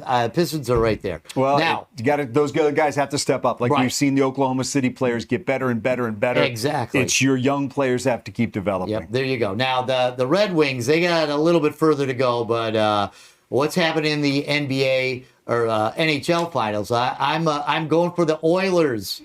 They can close it out. Yep, they can close it out against Dallas. And Florida's already in the Stanley Cup final. They're looking to win their second consecutive cup. They're waiting to see if it'll be Edmonton. Edmonton's up 3-1 and going into Game 5 tonight.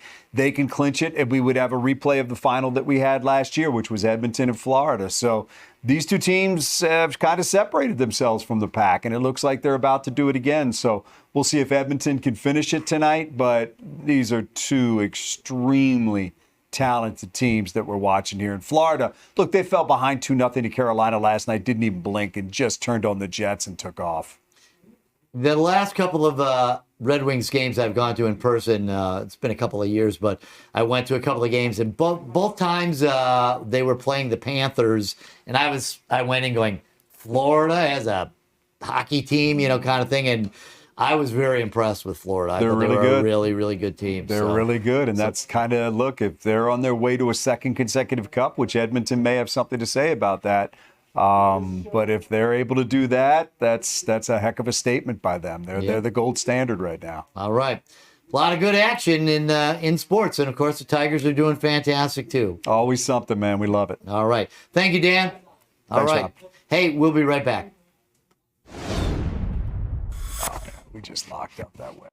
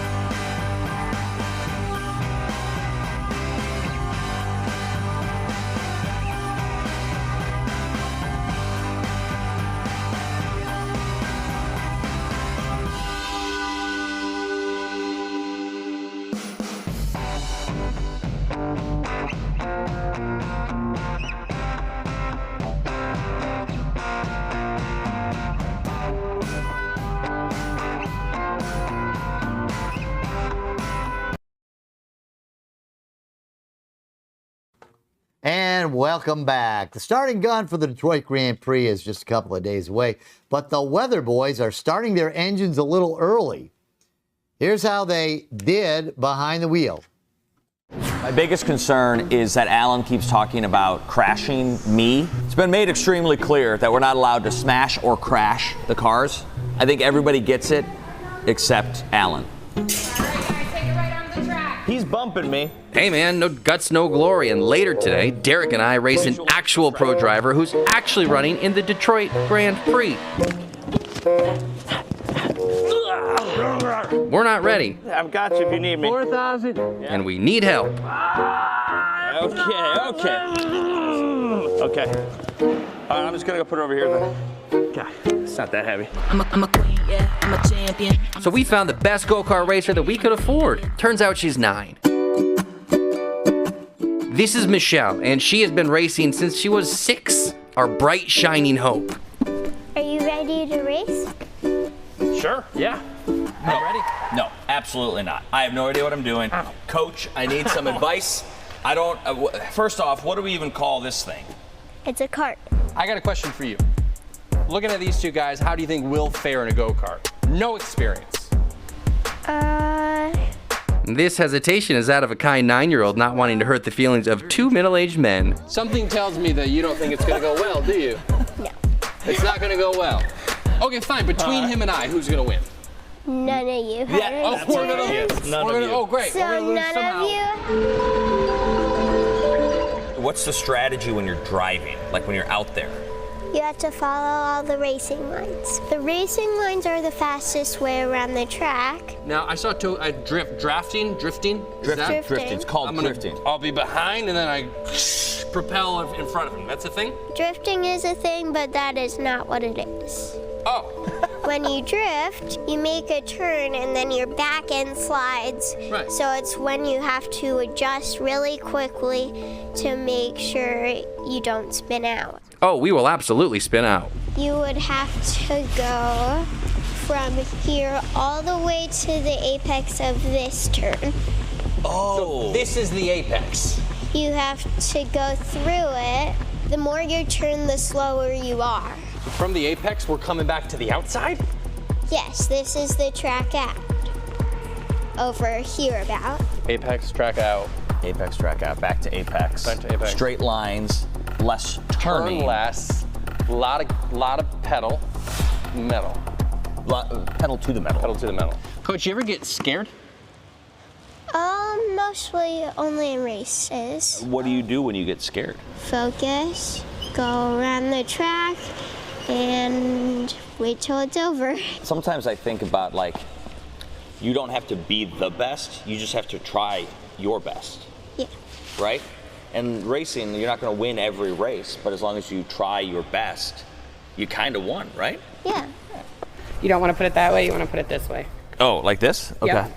Like this? Correct. And this is to do what? Prevent you from getting whiplash if you guys smash into each other. Just like so. Uh-huh. Yeah! Let's go. That's awesome. I think it's time, ready to ride, pedal to the metal, gas to the moon. Moon. Gas to the moon. That's what they say. That's how the saying goes. Cool. Don't forget, Derek, win or lose. You're still Derek. Yeah. Oh, you didn't hear me? So you said just push it down a little bit. Yep. So just that. Flutter it. Yep. And That's go a right flutter? back to the gas. Yep. I know you're trying to be sneaky back there, but I heard that. What'd you? He's trying to get some pro tips on how to make his cart go faster. I feel a little bit nervous. No, I don't feel nervous. I feel excited. I feel excited.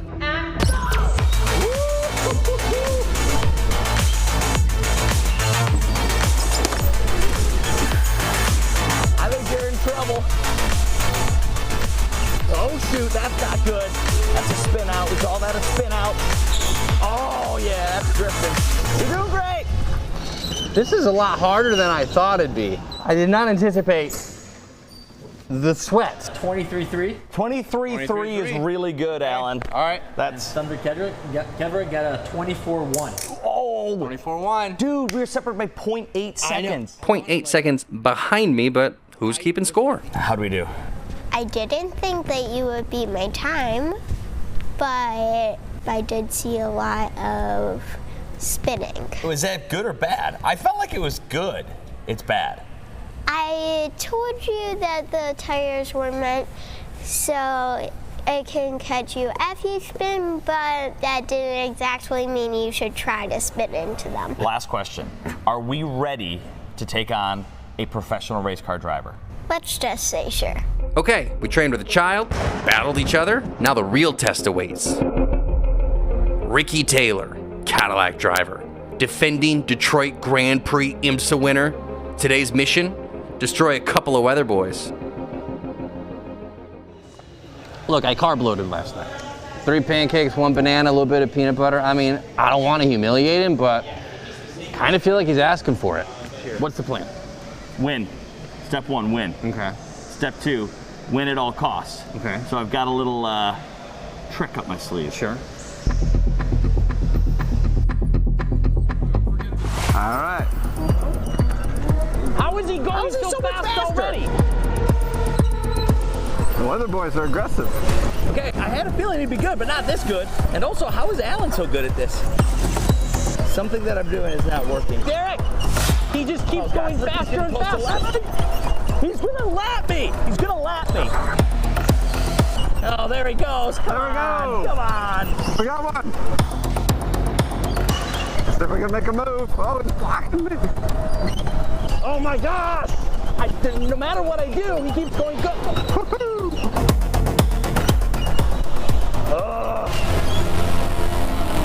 Yeah, we obviously let him win. It would have been rude to embarrass our new friend, but to win is not normal in racing. You lose 99% of the races. It's not like most sports where it's a 50-50 each weekend, whether you're going to win or lose. There's 20 other guys. And it's not like they're racing every weekend either, which makes the Detroit Grand Prix a pretty special situation. It's so unique getting to do a street race. We only do 2 a year, and coming to Detroit, the whole city becomes a part of the weekend. I think over the 3 days, there's 150,000 people that pass through the racetrack. And it creates such a cool environment for the drivers and for the teams to share the passion for the sport. And for us, it became racing was what we fell in love with, was competing against the best drivers in the world. Now I know you know he wasn't referring to us, but I'm going to pretend that he was and stop the story here. Oh, wait, one more thing. What if you have to pee during a race? Great question. You pee in the car. Ew, gross. Okay, that was a surprise, Ricky, and not a good one. Now, look, just remember when you win the big race, don't forget who didn't help you get there. Flexing like a winner, winner, winner. Flexing like a winner. Oh, those weather boys are whack, whack, wacky. They get fun stories, though. Yes, they do some fun stories. Now, Stephanie, speaking of fun, you were down covering the Indy 500 last week. How did that go? Oh, it's always a good time. I've been to several Indianapolis 500s, and the only difference compared to this one in the past is this past one was completely sold out. So there was like 333,000 people in a facility. It's such a large speedway, and until you go there, you don't understand just how large it is. It's just so massive and big. It was fun. It was a great time. It always is. And I'm really happy to see some folks traveling from everywhere else in the city to come to Detroit this upcoming weekend to see the Grand Prix. Yeah, that'll be cool. You going to cover that, or are you just going to... No, I'm out of town this weekend. You're out of town I am. I'm off Saturday, and I will be in Holland on Sunday. So, Holland? Yeah. Okay. Holland, Michigan? Yes, we're celebrating my grandma's birthday. Oh. Yeah. Happy birthday, Grandma. Yeah, thanks. I'm excited. It's going to be a good time. She's also excited as well. All right. Yeah, so it'll be a good time. Hopefully good weather, but I do think we'll have nice weather here across Southeast Michigan. Right now, not bad. We're in the 60s in Detroit, 63 Port Huron. We have a few lighter showers up near Sanilac, Macomb County, also up near St. Clair County as well. These are just widely scattered light showers. I think through the rest of this evening, we do stay dry. Fox Futurecast shows not necessarily an awful day tomorrow. We have a lot of dry time. We'll see a mix of sun and clouds. And then by late Friday, we see our next chance of a few showers. Maybe a few sprinkles leading into early Saturday, but then by Saturday afternoon, early evening, we'll decrease cloud cover. We'll see some sunshine before the day is done. And then we're also looking at sunshine for the day on Sunday. Highs today, lower 70s. We have time before we're finished up, before we can hit that. I do think temps tonight then dip into the mid 50s, 54 degrees with a partly cloudy sky. And our Grand Prix forecast as a whole doesn't look bad. We're in the upper 60s on Saturday. Sunday, we're at 72 degrees. We'll see a lot of sunshine. The only minor inconvenience we have this weekend, I should say, is going to be Friday evening between like 6 and 9. We have that thunder shower chance. Nothing severe, and it's going to be super brief too. Otherwise, after tomorrow, our rain chances this weekend and into early next week really look to diminish. It looks dry, quiet, and also very warm. This is our first little taste of summer-like weather. By Tuesday, we're going to see this area of high pressure and this dome of warmer air build, and we're anticipating numbers to be above the seasonal high.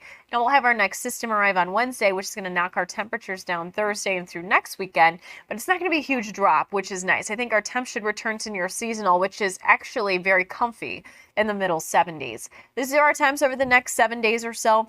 Saturday, we'll see our highs in the upper 60s to near 70 degrees. We're in the 70s by Sunday, and then by early next week, that's when that heat begins to build. We'll be approaching 80 by Monday, and then Tuesday, Wednesday, middle 80s.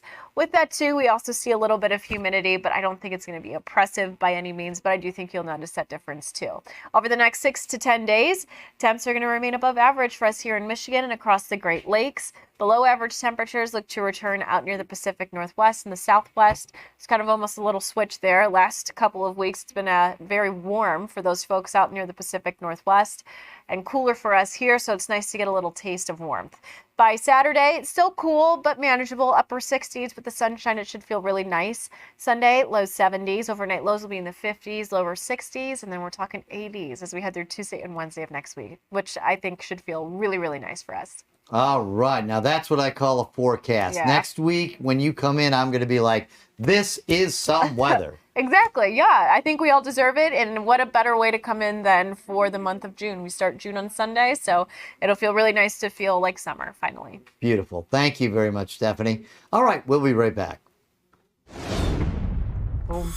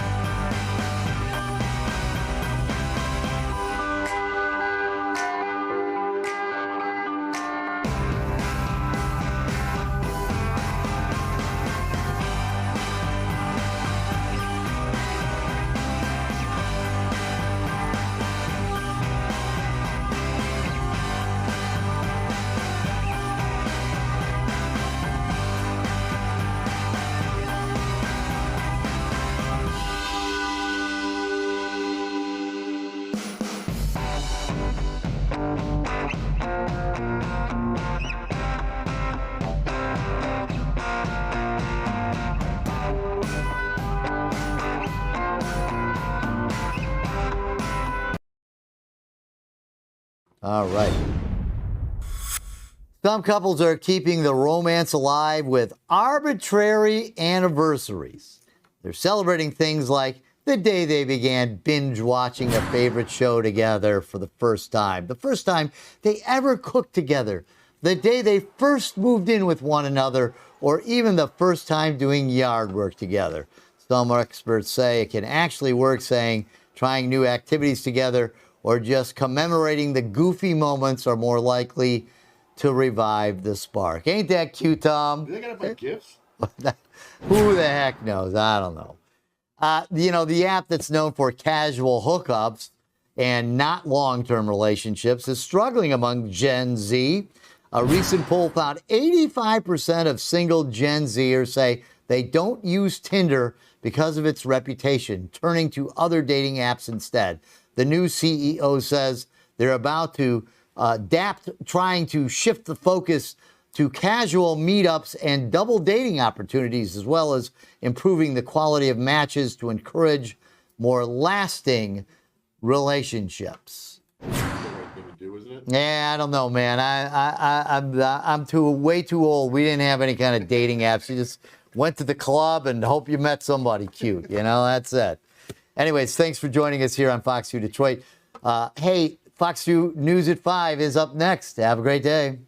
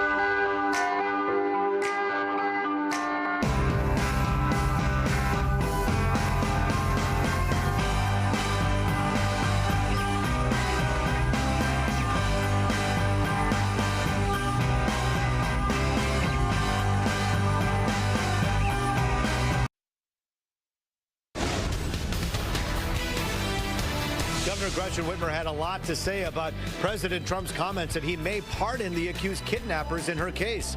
I'm Rup Raj on Mackinac Island. You'll hear from the governor coming up.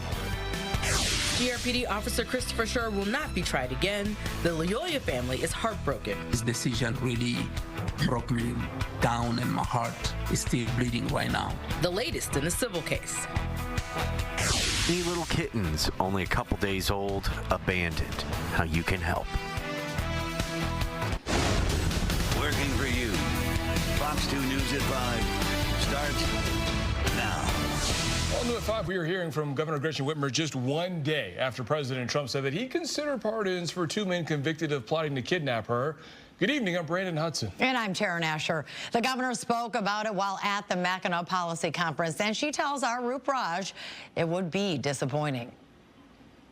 Yeah, they call it the policy conference for a reason. Everything that is happening inside of the halls of the Grand Hotel and everywhere else on this island right now in Mackinac has to do with how policy is going to affect business, community, and everyday people like us. And the bottom line is all these politicians that are here have a message, and there are so many of them that are actually running for office. You know what? You have so many seats up for grabs right now. Mayor Mike Duggan, of course, running for governor. All these folks running for Senate.